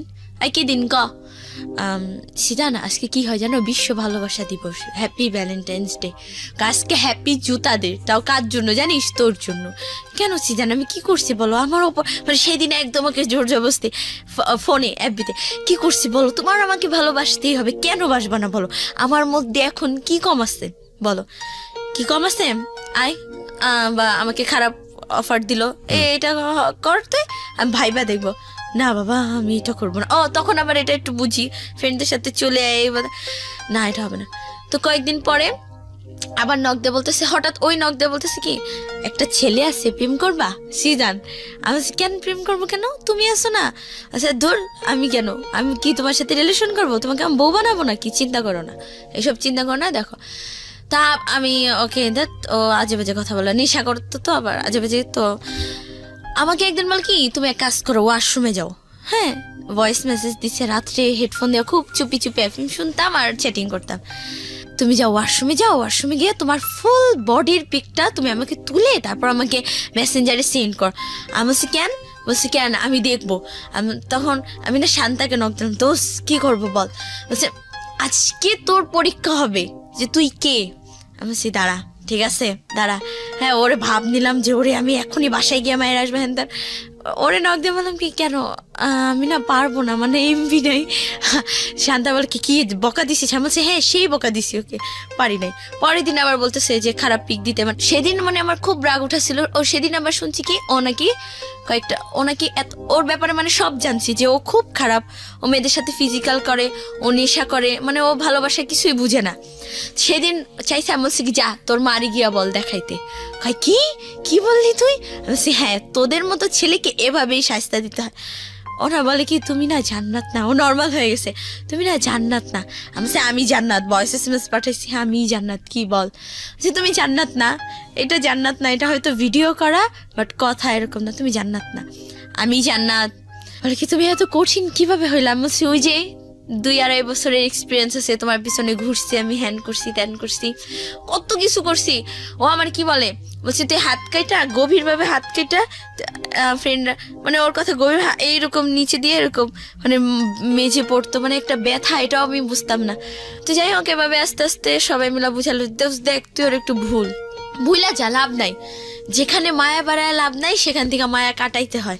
ফ্রেন্ড একটা ছিল মরিয়ম, সে ওই কোচিনে, শোন সিজানকে এখন তুই আর ভালোবাসিস না, ওকে পাওয়া তোর জিত। ওই যে 2 বছর তোর পিছে ঘুরছিস, অনেক স্যাক্রিফাইস করছিস, সেজন্য এটা তোর জিত। সিজান আবার একদিন কি করছে, আমার খালার কাছে গিয়ে, এমনি তো টর্চারের শিকার, খালার কাছে গিয়ে বিচার দিছে আপনার মেয়ে আমার পিছনে ঘুরে স্কুলে সবাইকে বলে দিছে যে আমি জান্নাত আর সিজান মানে ও হচ্ছে আমার হাজবেন্ড। বলে কি আন্টি আমি কবে বিয়ে করলাম বলেন, ও নাকি আমার বউ। সবাই আমাকে দেখলেই জিজ্ঞেস করে ভাইয়া ভাবি কই, হ্যাঁ জান্নাত কই, এরকম করে। তো খালা আরো মারলো। তো এদের মনে হয় কি ভালোবাসার জন্য মায়ের কোনো ব্যাপার না, খালাও সেদিন মারলো ফার্স্ট। তো খালু তো জানলই না, তাহলে তো অবস্থায় খারাপ, বাসা থেকেই নামাই দিত, কি করতাম। তারপরও ওর মনে একটু নাই যে মেয়েটা আমার জন্য এত কিছু করতেছে, এত কিছু একটু করি। তো আস্তে আস্তে বললাম যে এখন একটু অ্যাপবি চালাই, ছেলেরা নক দেয়, একটু হাই ফাই ভাবে একটু অ্যাঞ্জেল জান্নাতমণি আইডি করলাম যে, তো ওটা আমার ফার্স্ট আইডি অ্যাঞ্জেল জান্নাতমণি। আচ্ছা, এই অ্যাঞ্জেল জান্নাতমণি নামটা কেন দিলা? তোমার নাম তো অন্য নাম। আমার নাম তো জান্নাতুল ফেরদৌস। হ্যাঁ, তো তুমি অ্যাঞ্জেল কেন লাগালে নামের আগে? ওই যে অ্যাঞ্জেল নামটা কেন লাগাইছি কি, যে আইডি খোলার আগে মানে আমার ভালো লাগলো যে অ্যাঞ্জেল দিব, জান্নাত থাকবে আর মণি। আমাকে তো অনেকে জানুমণি, ওই যে আগে যে জানুমণি জান্নাতমণি ফ্যামিলি থেকে যে ডাকতো। আচ্ছা, কিন্তু অ্যাঞ্জেলটা লাগালে কেন? অ্যাঞ্জেল মানে ওই যে পরি টাইপস, ফেরেশতা কিছু একটা হাই ফাই তো এরকম। ওকে, ঠিক আছে। তারপর না, এরকম অ্যাঞ্জেল নামে অনেক অসংখ্য আইডিয়া আছে ফেসবুকে। অসংখ্য, এখনো সার্চ দিলে তো অ্যাঞ্জেল জান্নাতমণি এরকম করলাম। তো এখন ছেলেরা নক দেয়, একটা পিক আপলোড করলে আপু সেই হইছে, আপু জোস হইছে, ক্রাশ খাইছি, ও আপনি তো পুরাই অ্যাঞ্জেল। এই কিরে, আমি তো সত্যিই সুন্দর রে, তাহলে যাক সিজানকে আস্তে আস্তে বলতাছি। তো পুরান ঢাকার একটা ছেলে, নাম সুপ্রদীপ ছেলেটার, ওরা দুই ভাই, সুদীপ্ত সুপ্রদীপ। তো ওর আইডি আবার র্যাপার দীপ। তো ওই ছেলেটাকে আমার এরকম মানে আমার ভালো লাগছে, তো ছেলেটাও আস্তে আস্তে এরকম আমাদের রিলেশন হয় বলতে কি মানে আমরা দুজনকে বলি মনের কথা। তো যে আমি আবার ফোন নিয়ে আমি আবার ধরা খেয়ে গেলাম। আমার খালু কি করছে, ফোনটা নিয়ে গেছে। ফোনটা যখন অফিসে নিয়ে যায় তো আমি খুব কান্না করি, ফোনটা কেন নিবা, আমার একটা ফ্রিডম বলেও তো কিছু আছে। আমার ফ্রেন্ডরা গিটার কিনে, দামি ড্রেস কিনে, অমুক জায়গায় যায়, ঘুরে। আমারও খুব ইচ্ছা ছিল মানে আমাকে সবাই এক নামে চিনবে, ওই যে আবেগের একটা, এখনো তো আবেগেরই বয়স, যাই হোক তখন আর একটু বেশি, যে আমাকে সবাই এক নামে চিনবে, বৈশাখী, গুলশানের বৈশাখী বা গুলশানের জান্নাত এরকম। হ্যাঁ, যে এমন কিছু একটা করতে চাই এরকম। আসলে কি এটা হয় নাই। তো আমার ওই ছেলেটার সাথে যখন পরিচয়, তো ছেলেটা কি আবার ওই ছেলেটা সিজানের থেকেও বেশি খারাপ, সিজানের থেকেও বেশি নেশা করে, মানে এতটাই নেশা করে মানে সে সব ড্রাগ নেয়। নেওয়ার পরে নাম কি ছিল ছেলেটার? সুপ্রদীপ। হ্যাঁ, ডাক নাম হচ্ছে দীপ। ও মাঝখানে আবার আমার নাইমের সাথে কন্ট্রাক্ট হয়। নাইম আবার কি করছে, মানে জেলাস ফিল হইতেই পারে, রিলেশন হোক আর না হোক। আমি আবার মাঝখানে সিরিয়াস হয়েছিলাম, দীপের সাথে রিলেশন আগে নাইমের সাথে সিরিয়াস হয়েছিলাম। নাইম ওর বাইক ছিল, ও বাইকে ও গলা ধরে একটা মেয়েটাও ভালো না নাকি, ওই মেয়েটার 2টা বিয়ে হয়েছে, হ্যান ত্যান একটা বাচ্চা আছে, মানে ক্যারেক্টারও প্রবলেম আছে। আর মেয়েটা ইয়াবা খায়, মানে ড্রাগ নেয়, অ্যাডিক্টেড মারাত্মক ভাবে।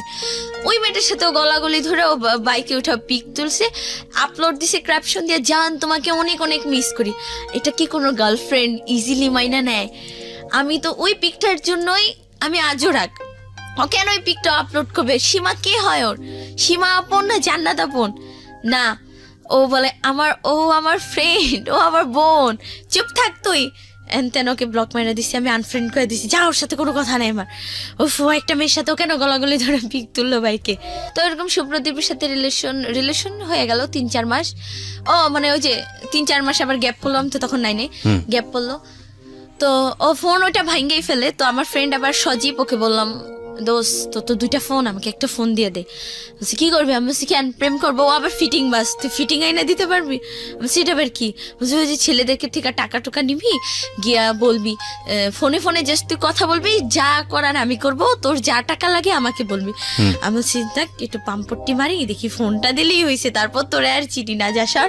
তো ফোনটা নেই, তুই ছেলেটার সাথে ইয়ে করি। তো ছেলেটা, সুপ্রদীপ ছেলেটা বলে কি, তুমি চলে আসো আমার কাছে, তোমার যা খরচ লাগে, যা টাকা লাগে আমি দিব। আমি বলছি দেখো আমি কিন্তু প্রতিদিন ভাজা পোড়া খাই, আমার কসমেটিক্স লাগে, আমার প্রত্যেক মাসে ড্রেস লাগে, বলছি আমি সব দিব, তুমি চলে আসো। ঠিক আছে, চলে আসছি, মানে চলে আসছি লাইফে ফার্স্টে যে ভাইগে আসি।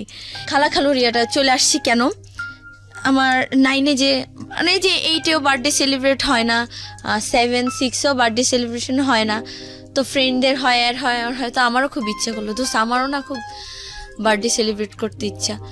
তো আমার এপ্রিল মাস চলে আসে, ওই যে ফোনটা নিয়ে যেত মাঝখানে বার্থডের কিছু, আমার নানিও আবার মারা যেত বার্থডের কিছুদিন পরে।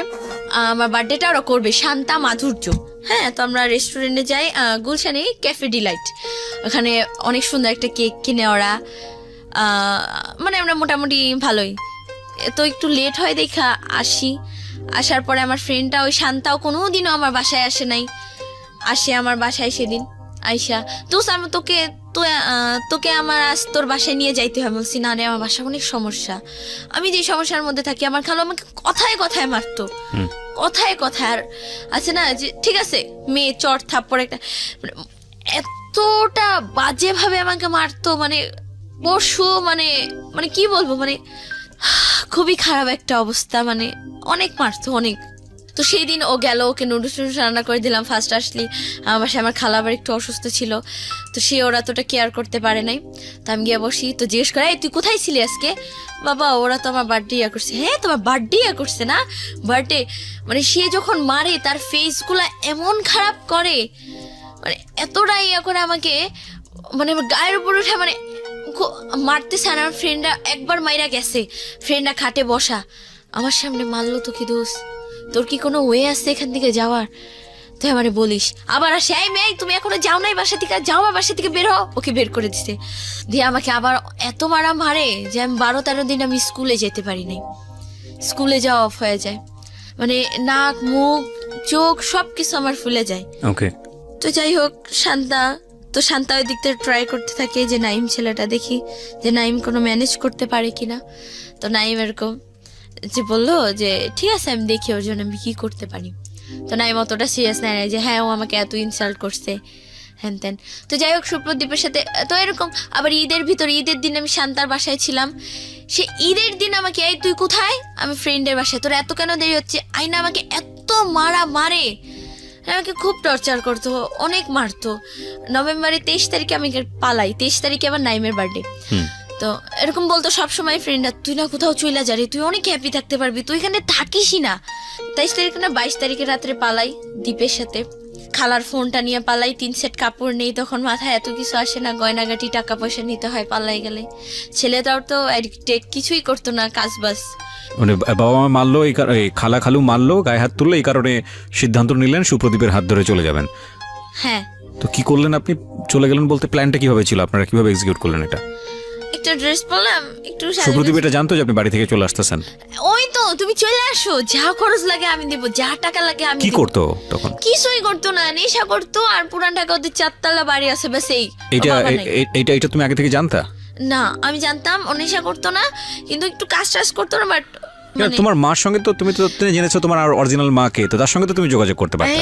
আমার মা হচ্ছে দুনিয়ার সবচেয়ে সেলফিশ একটা মাদার, সবচেয়ে। এইভাবে না বলে ঘটনাটা বলো আমাকে, যে কি তুমি যোগাযোগ করেছিলা?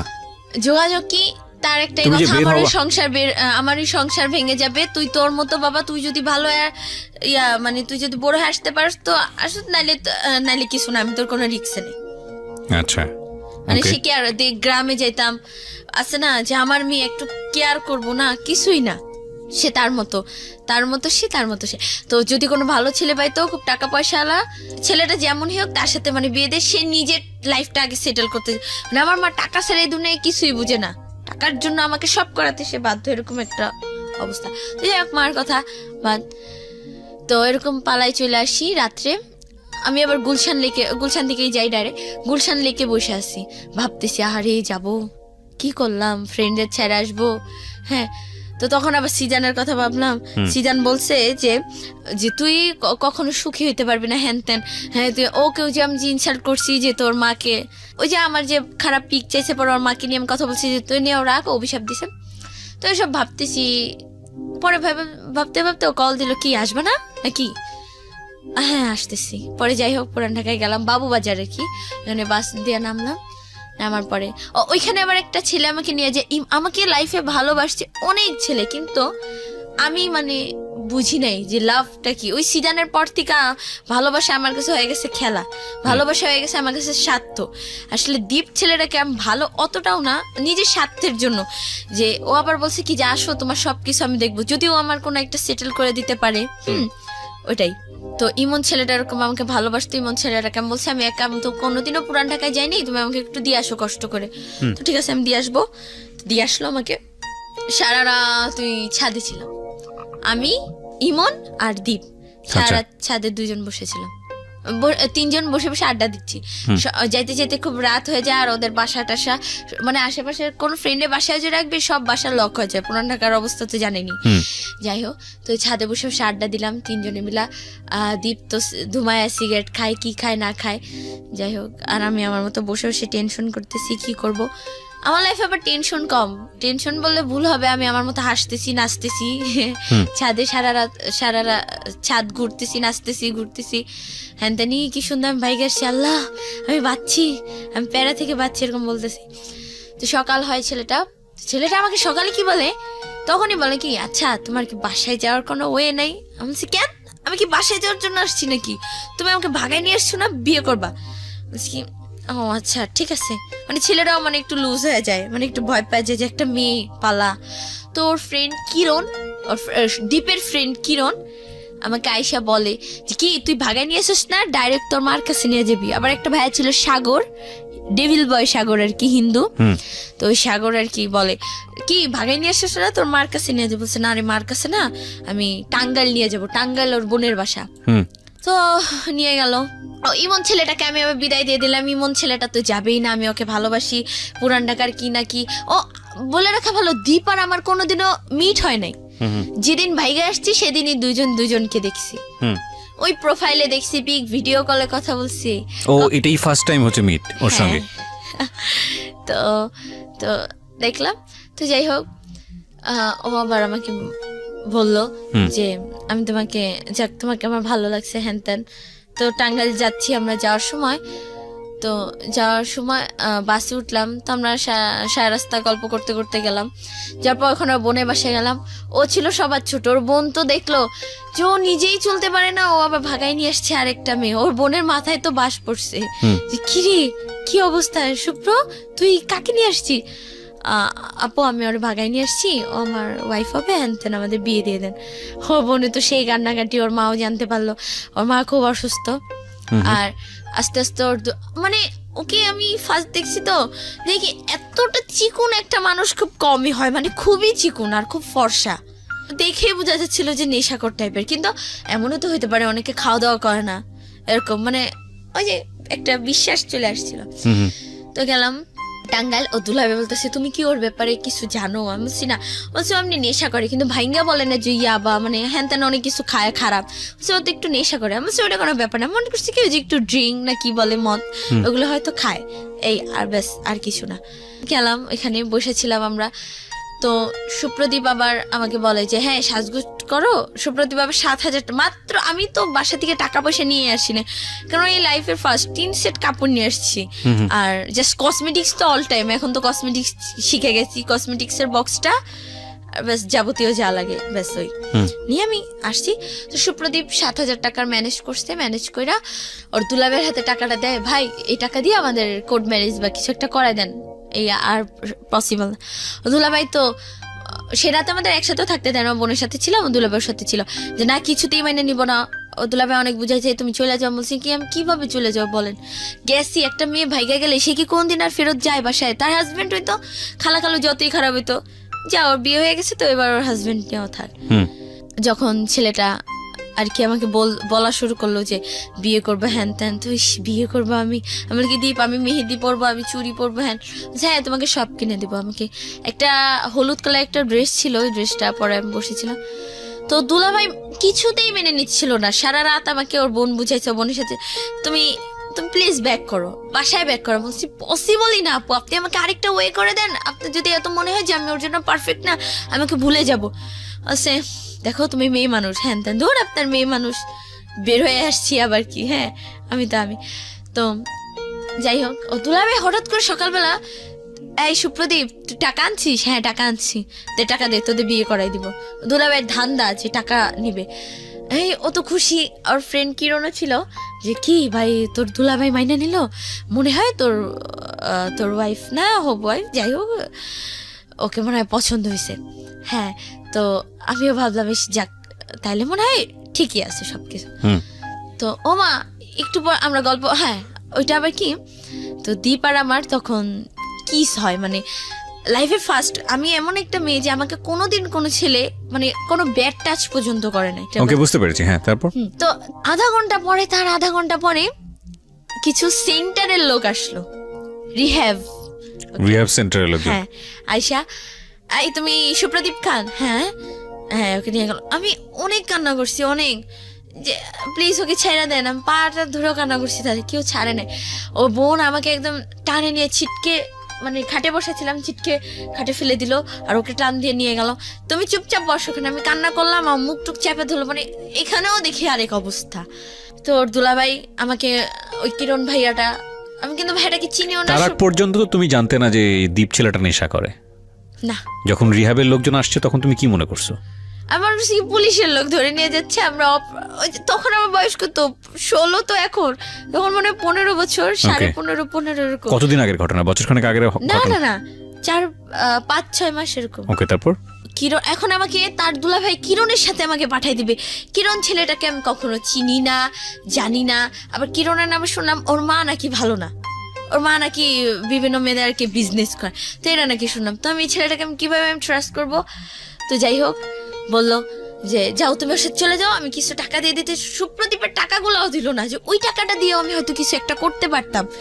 এই দুনিয়ায় টাকা যার সবই তার, ওই টাকাটাও দিল না। মাত্র 300 টাকা দিছে। টাঙ্গাইল থেকে ঢাকা আসতে কি 300 টাকা ভাড়া, এই দিয়া এই যাও যাও যাও তাড়াতাড়ি বের হওয়া, বাসা থেকে বের করে দিছে। কানতে কানতে আসলাম।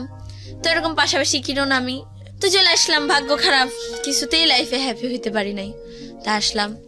কার সঙ্গে আসলা ওই সময়টাতে? ওই যে ওই কিরণ ছেলেটা, এখন তার কোনো ওয়ে নেই। তো আসলাম, এখন আইসা কিরণ ছেলেটা আমাকে নিয়ে মানে উল্টাপাল্টা কথা শুরু করে দিচ্ছে।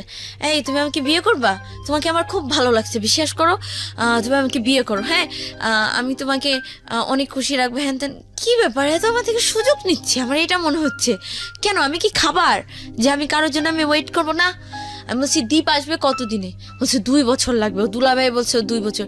2 বছর আমি কোথায় থাকবো? একটা মেয়ে মানুষ এমন আছে তো আমাকে কেউ মেরেও ফেলে দিতে পারে। কিরণ কি যে আমি বিশ্বাস করব তার কি কোনো গ্যারান্টি আছে? কিরণ নিজে আমার কিছু করবে না? আসার পরে এখানে কিরণ বাসের থেকে আমাকে উল্টাপাল্টা কথা বলা শুরু, জাস্ট আমি অনেক সেফলি ছিলাম, ভালো। তো তুমি আমাকে বিয়ে করবে? তুমি একটাই কথা, গায়ে হাত দেয় না, বাট বিয়ে করবে কিনা, মানে ও আমাকে পাবেই, বিয়ে করবেই না। তো আমি বলছি কি পল্টন আমার একটা ভাইয়ের বাসা, তো পল্টন, স্বপন নাম, স্বপন পলি ভাই ভাবি। তো এখানে ব্যাক করলাম। আমি মনে করছি কি যাক ফ্যামিলিতে এখানে গেলে ভাইয়া মনে হয় কিছু একটা করে দিবে, যে যাক বোন তুই আসছিস, ওকে একটা জব দিয়ে দিই, তুই তোর মতো থাক। না, ভাইয়া ও ডাইরেক্ট খালা কালুকে ফোন দিল, আসলো, বাড়ি এলি ছিল তাদের আইসা, সবাই মিলে আমাকে মারলো, সবাই আমাকে এক নামে চিনতো, আমাদের স্কুল ওইদিকে সবাই বৈশাখী। আর এখন আমাকে সবাই বাজে নামে চিনে, এই মেয়েটা তো ভাইগা গেছিল, এই মেয়েটার লাইফ শেষ, এই শেষ সেই শেষ। কোনো একটা দোকানে গেলাম, তুমি না ভাইগা গেছিলা? কি বলবো, পাশে লোকজন সবাই তাকায় থাকে। যেই লোকগুলো আমাকে ছাড়া চলতো না, যে তার বোনেরাই কিন্তু অনেক প্রবলেম ফেস করছে, যে আমাকে নিয়ে গেছে, যে আমি তাদের সমস্যাটা সলভ করে দিছি, তারাই আজকে বলে আমাকে বাজে নামে ডাকে। তারাই এই মেয়েটা শেষ, মেয়েটা শেষ। তখন নাকি সিজান, জানি না, তখন নাকি সিজান বলছে ও কি কাজটা ঠিক করলো? আমি সেই কথাটাও বলছে, হ্যাঁ বলছে। আমি আমি যদি সিজানের কাছে যাইতে পারতাম, বলেও না তুই ভাইগা গেছিলি, তুই এবার সিজানের কাছে যাবি, ওর যেই মা। তো এরকম বাসা থেকে প্রচুর টর্চার করতেছে, উঠতে বসতে খোটা, তুই ভাইগা গেছিলি, তোর জন্য মুখ দেখাইতে পারি না, মান সম্মান সব শেষ, আমাদের সব শেষ, সব এরকম ভাবে বলতো। কেউ যদি আমাকে দেখে ভালো লেগে আসতো, তাও যদি সে শুনতো যে ভাইগা গেছি, ক্যান্সেল, রিজেক্ট করে দিতে, বিয়ে হবে না। তো এখন আমার ফ্রেন্ডরা বলতেছে যেই ছেলের জন্য তো লাইফটা শেষ হয়েছে, আসার পরে তুই সেই ছেলেটার কাছেই যাবি, মানে দীপের কাছে। তো আমি 2 বছর কিভাবে ওয়েট করবো? তো শান্তাকে বললাম, তো বললো দেখি দোস্ত, তখন আমি এসএসসি পরীক্ষাটা দেই নাই, দেখি দোস্ত আমি কিছু একটা ম্যানেজ করি। তো আমি যখন বসেছিলাম, তো বাবু নামের একটা ছেলের সাথে আমার কথা হয়, সেটা হচ্ছে কিরণের ফ্রেন্ড। তো ওই ছেলেটা আবার আমাকে বলে কি, আপু আমি তোমাকে বোন বললাম, তুমি আমার কাছে আসো, আমি তোমার একটা ব্যবস্থা করে দেবো। তো নাই মামা থেকে কানা মামা অনেক ভালো, চিনি না জানি না, একেও আমি কোনোদিন দেখি নাই, তার বয়সই শুধু শুনছি, তার কিছুই জানি না। তো যাই হোক গেলাম, যাওয়ার পরে ওই ছেলেটা আমাকে দেখে মানে ফিদা হয়ে গেছে, কোনোদিন মনে হয় মেয়েই দেখে নাই। আর আমি খুব মডার্ন ছিলাম, ওয়েস্টার্ন ভাবে গেলাম, দেখা আমি আজকের রাতের ভিতর তোমাকে রেজিস্ট্রি করবো। এটা পসিবল না, এটা ইম্পসিবল, আমি কিভাবে তোকে বিয়ে করব? না এটা পসিবল। তো আমাকে নিয়ে গেল তার বাসায়, তার বাসায় মানে তার মামির বাসায়, তার মামির সাথে রাখলো। ওই ছেলেটা আবার বদনাম ছড়াইলো কি সব দিক দিয়ে, ও আমার বউ আমার সাথে রাতে থাকছে, হ্যান ত্যান বদনাম ছড়াই দিল। তো আমার খালা আবার ফোন দিয়ে জিজ্ঞেস করলো, খালা আবার নাম্বার ছিল যে ও কি তোমার কাছে বাবা? বলছে হ্যাঁ, ওর সাথে তো আমি রাত্রে ঘুমাইছি, হ্যাঁ তার মানে আজে বাজে কথা শুরু করলো। তো বলছে যাক মনে হয় তাহলে ও বিয়ে করে ফেলছে, যাক আর খবর নিব না। কিরণ আবার আমার একটা হেল্প করলো, কি বললো কি তুমি এখান থেকে বাঁচতে চাও?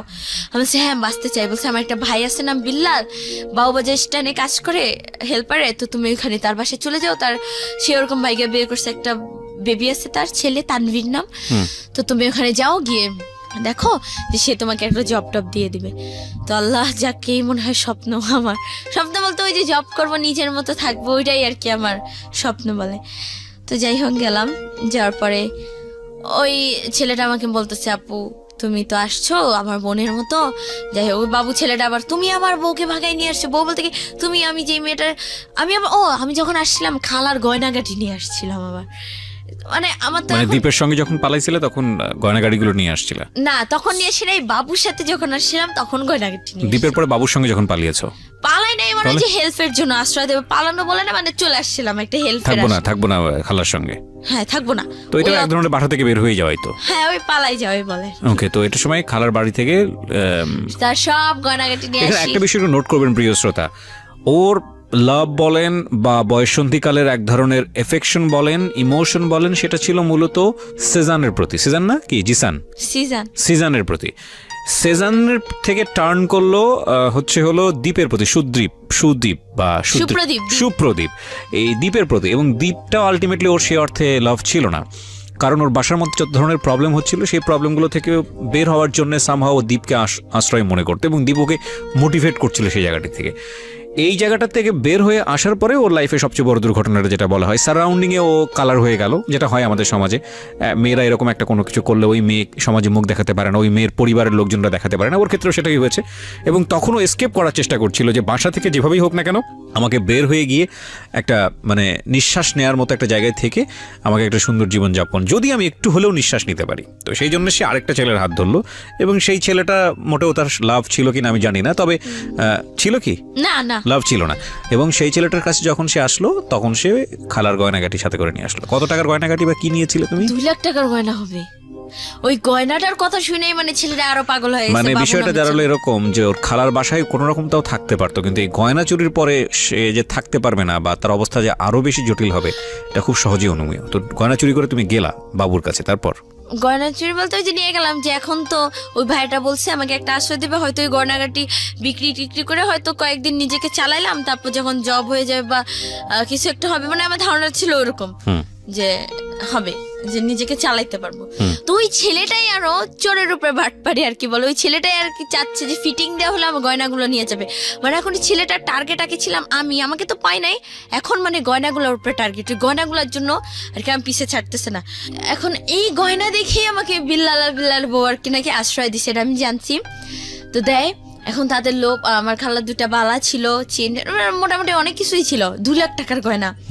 তো এসবের প্রতি সবার মোটামুটি নজর পড়ে যায়, কিরণের নজর পড়ে যায়। কিরণ তখন আবার বলে কি কিরণ তখন আবার ওর ভাইকে ওভারটেক করে আবার সে আগের মতো আমি তোমাকে বিয়ে করব, দেখো আমি তোমাকে এখন একদম রেলি বিয়ে করবো। আমি তাহলে তখন রেলি বিয়ে করতে চাও নাই, ও তখন যাই সিএম দিয়ে, আর এখন যাচ্ছি মন থেকে। আমি বলছি তখনও যখন চাও না এখনো চাও না, এটা পসিবল না। তো যাই হোক এখন তো ওই ভাইটাও বলতেছে এখন বোন তুমি কি করবা, ওই ছেলেটা তো সবে তোমাকে ডিস্টার্ব করতেছে, তাদের গ্রামের বাড়ি হচ্ছে বিক্রমপুর, চলো আমি তোমাকে বিক্রমপুর নিয়ে যাই, তুমি আমার ওখানে আমার বোন আছে তার সাথে তুমি কয়েকদিন থেকো। আমার এখানে নিয়ে যাই, তার এক মামাতো ভাই আবার আমাকে পছন্দ করে, এখন ভাবতেছে এই যে এই গয়নাগুলা নিতে পারবে সে, আবার ওই মামাতো ভাইও মানে আমাকে বিয়ে করার বদলে তাকে অনেক কিছু আর কি দিতে চাইছে। তো সেই লোভে সে তার কাছে বিয়ে দিয়ে দিবে। ছেলেটা দেখতো অতটা ভালো কি, আমি ছেলেটাকে চিনিও না, সে আমার সম্বন্ধে জানে। আমিও বলতেছি কি সে জানবে আমার ব্যাপারে, কি সব আমি গোপন রাখবো, কিচ্ছু জানবে না। এটা কি কখনো হয় সবকিছু গোপন রেখে? আমি বলছি না এটা সম্ভব না, যদি জানে আমি যদিও ছেলেটাকে আমি বিয়ে করি আমার সংসার একদম ডেফিনেটলি ভাঙা যাবে। বলছি না ভাঙবে না। তো যাই হোক আমি অনেক জোর জবরদস্তি এখান থেকে আসি। আসার পরে সে বলতেছে বোন আমার ঘরে চাল নাই বাজার নাই, মানে টাকা। আমি আবার একটা গয়নাও আমাকে দিয়ে জোর জবরদস্তি বিক্রি করাইছে। ওকে, তো কি করব, ওই টাকা দিচ্ছি তাদের ফ্যামিলিতে, মানে সংসার চালাতে হেল্প করতেছে আমি। এই টাকা তার বোনের বাড়িতে নিয়ে গেছিল, সেখানে যত টাকা খরচ করছে একটা সুতা পর্যন্ত দাঁড় খেয়ে নেয়, আমার ওই টাকাই সব। এখানে আসছে ওই টাকা, এই আমার ফুচকা খাইতে মন চায়, এটা যাই হোক থাক, সব টাকা আমার উপরে দিয়ে যাচ্ছে। তো যাই হোক, এরকম বাবু ছেলেরাও প্রেশার দিচ্ছে। পরে আমাকে এখন বলতেছে কি যে আমার টাকাটা শেষ, এখন আমাকে গয়না তো আমি আর বিক্রি করবো না, একটা বিক্রি করে ফেলছি বলে, অনেক বলে আর বিক্রি করবো না। তা এখন তারা আমাকে আর রাখতে পারবে না, তার বউ আমাকে রাখবে, তুই আমার সাথে থাকবি। হ্যাঁ, এখন সে বলতেছে কি ও যদি থাকে তাহলে আমি তোমার সংসার ছেড়ে চলে যাবো। স্বাভাবিক, কিন্তু এটা একটা এক্সট্রা মেয়ে কেন রাখবে? আর ঘুমাইতামও তাদের সাথে। হ্যাঁ, মানে বলে কি যে সোজা না ঘুমায়, মানে একটু বাঁকা ঘুমায়, আওড়াআওড়ি বলে যে তার বউ, আমি তার বউয়ের সাথে, মাঝখানে তার ছেলে, ওই পাশে সে। তারপরও মানে তার বউ এরকম বলতেছে, তাকে থ্রেট করতেছে। তো সে বলতেছে বোন তাহলে তুমি চলে যাও। তো যাওয়ার সময় আমি তাকে 2000 টাকা দিয়ে যাই যে ভাইয়া আমি হয়তো আপনার অনেক কিছু লস করলাম না। বলছে না না সমস্যা নাই। তো টাকাটা আমি তাকে দিয়ে আসি 2000 টাকা। তো নেন ভাইয়া টাকাটা রাখেন। তো কই যাবো আবার ফ্যামিলির কাছে। ওই ফ্যামিলির কাছে গেলাম, আবার টর্চার শুরু, আবার লোকে আরো কথা বলতেছে। তো মানে লোকের কথাগুলো মানে এতটাই পর্যায়ে চলে যেতেছে যে বাড়িওয়ালা পর্যন্ত যে এই মেয়েকে রাখতে দিব না এই বাসায়, ওকে বের করে দাও, ওকে এটা করে দাও, ওটা করে দাও। আমি কোথায় যাব, কি করব? পরে এই যে নাই এসএসসি পরীক্ষাটা দিব। এসএসসি পরীক্ষা এবার আমি এসএসসি এক্সাম দিছি মধ্যবাড্ডা আলাতুন্নেসা স্কুল থেকে, মানে সেন্টার পড়ছে এখানে।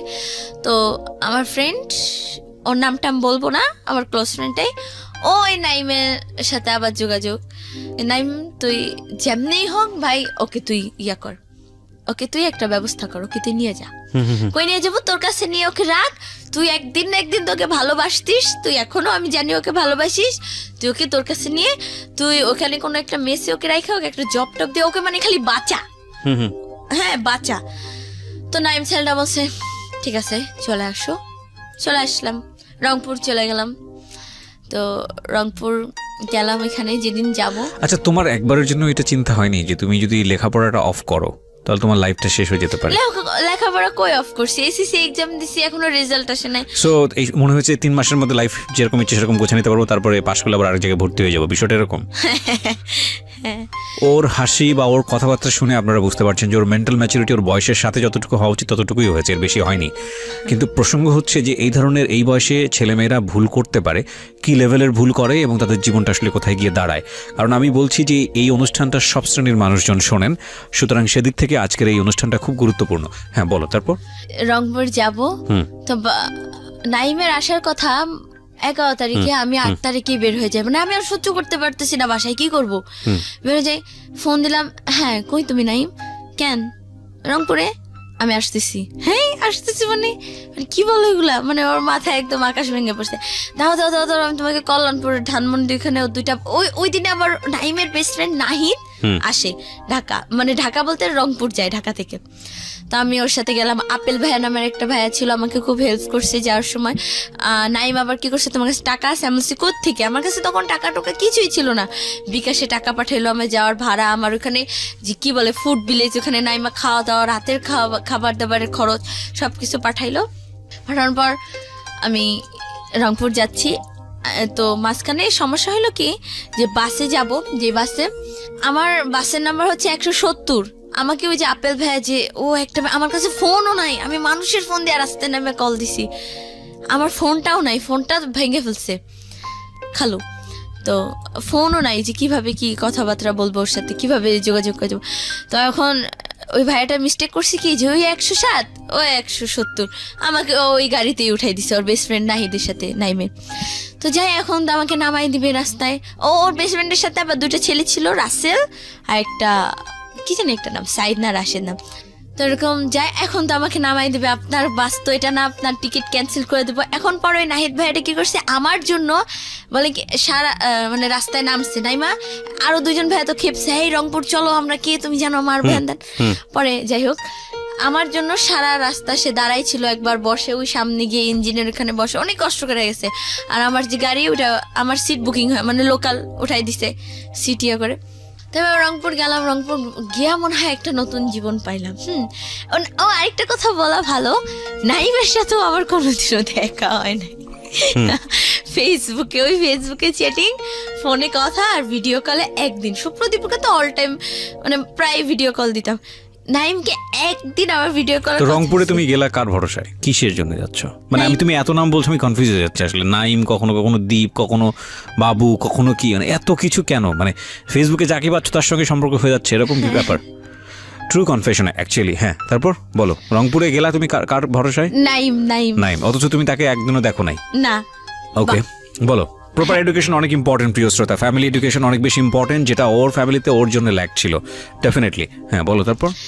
তো আমি মানে বাস থেকে নামলাম, নামার পরে দেখলাম নাইম। ওই নাইমকে দেখার পর আমার যে এত আগে পরে এত কিছু ছিল, আমি যে আল্লাহ সব ভুলে যাব, মানে ওর চেহারাটা দেখা। আর নাইম ওই যে মামতি নামের একটা মেয়েকে পছন্দ করতো, ফার্স্টেই বলছিলাম যখন আমি ওর সাথে ব্রেকআপ করলাম।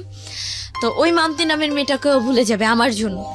তো নাইম ছেলেটা কি মানে খুব শৌখিন ছিল, ও কক্সবাজার এখানে সেখানে ঘুরবে, কিন্তু ওই টাকাও জমাইছিল। নাইম আবার বেকার ছিল, বাট কাজ মানে হাত খরচ দিত ফ্যামিলি থেকে ভালোই।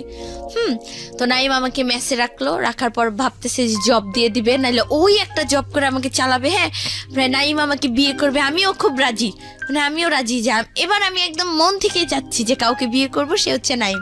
মানে মন থেকেই, মানে মনে হলো কি যে আমার ফার্স্ট লাভ যদি সিজান হয়, তাহলে আমার লাইফের সেকেন্ড লাভটা হলো নাইম। তো যাই হোক, নাইম আমাকে মেসে রাখলো।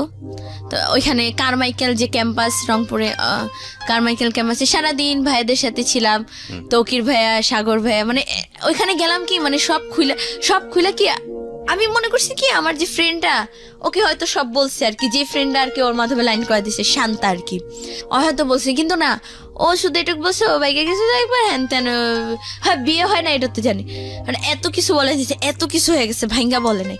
তো ও আবার বলছে কি, থাক আমার ফ্রেন্ডদেরকে এত কিছু বলা লাগবে না, শুধু এটাই বলবো তোমার ফ্যামিলি থেকে একটু টর্চার করতো, তুমি লাইফের ফার্স্ট কারোর সাথে ভাইগা আসছো, সেটা হলাম আমি নাইম। এটা, আর আমি তোমাকে বিয়ে করবো 6 মাসের মধ্যে, তোমাকে আমি খালি ডিপ্লোমাটা শেষ করে বিয়ে করবো।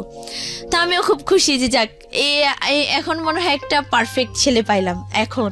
তো কপালে জোরে তারে হারাইলাম যে সারাদিন কারমাইকেল ক্যাম্পাস, মানে ছেলেটা এখন আমাকে ফার্স্টে যখন গেছি নিজস্ব মেসে তুলে দিতে পারে নাই, কোথায় রাখবে, এর পায়ে ধরতেছে। আপু এখানে মেয়েদের এক্সট্রা হোস্টেল বলে, যে আপু একে একদিন রাখেন, আপু একে, ছেলেটা নাইম ছেলেটা যদি পারতো আমার একটা, সেই রংপুর কেউ জানতো না যে আমি গেছি ওইখানে, আমাকে কিছু খারাপ কিছু একটা করে আমাকে মেরেও ফেলে দিতে পারতো, কিন্তু না, ছেলেটা আমাকে সত্যি ভালোবেসে ফেলছিল নাইম। এদিকে হলো কি, ওই সুপ্রদীপ ছেলেটা যে চলে আসলো রিহ্যাব থেকে, 3 মাস পরে আসলো। আইসা ওই যে আমাদের যে গ্রুপে মিট হইছে, ওই গ্রুপ থেকে আমার নাম্বারটা নিল নাইম। আবার আমাকে যে নাম্বারটা দিছে, ওই নাম্বারটা আবার বলছে যে ওই নাম্বারটা তুমি কাউকে দিও না। কিন্তু ওই যে বেস্ট ফ্রেন্ড বিজয় নামের আমার একটা বেস্ট ফ্রেন্ড ছিল, ওকে দিলাম। তো ওরা বুঝতে পারে না, ওরা ফান করে নাম্বারটা গ্রুপে দিয়ে দিছে। তো আমাকে ফোন দিয়ে, হ্যাঁ তুমি জানো নাইমের আইডি আমি জানি, নাইমকে আমি সব বলে দেবো, মানে থ্রেট দিতেছে যে আমাদের বিয়ে হয়েছে।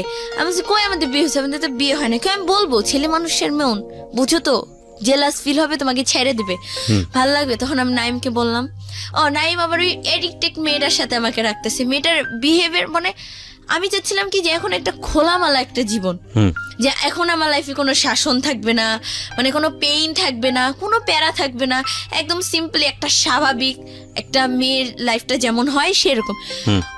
মানে 1-2 মেসে রাখলো, পরে আর দেখতেছে আর মেসে রাখাটা পসিবল হচ্ছে না নাইম। পরে ওই এডিক্টেড মেয়েটা একটা বাসা ভাড়া নিয়ে থাকলো। মানে কি বলবো, ওই মেয়েটার সাথে যখন আমি রাত্রে ছিলাম, নাইম আমাকে রেখে আসলো। ওই মেয়েটা, তার হাজবেন্ড বাইরে থাকে, সে বাইরে থাকে, সে রাতে একটা ছেলেটাকে আনছে ঘরে, তার সাথে আমার সামনে উল্টাপাল্টা শুরু। এখন আমার তো ফোন না, এখন আমি কি করবো, আমি বলতেছি কি আপু, এখন আমার ঘরে থেকে যে বের হবো, তাও আমি কি বলবো। আবার বলতেছি কি, আরে না ও ডোন্ট মাইন্ড, আরে ওই মাইন্ড করবো না, কি হয়েছে তাতে, এগুলো বলতেছে। আমি বলতেছি কি আপু আপনার কি কোনো স্মার্টফোন আছে, বলছে হ্যাঁ।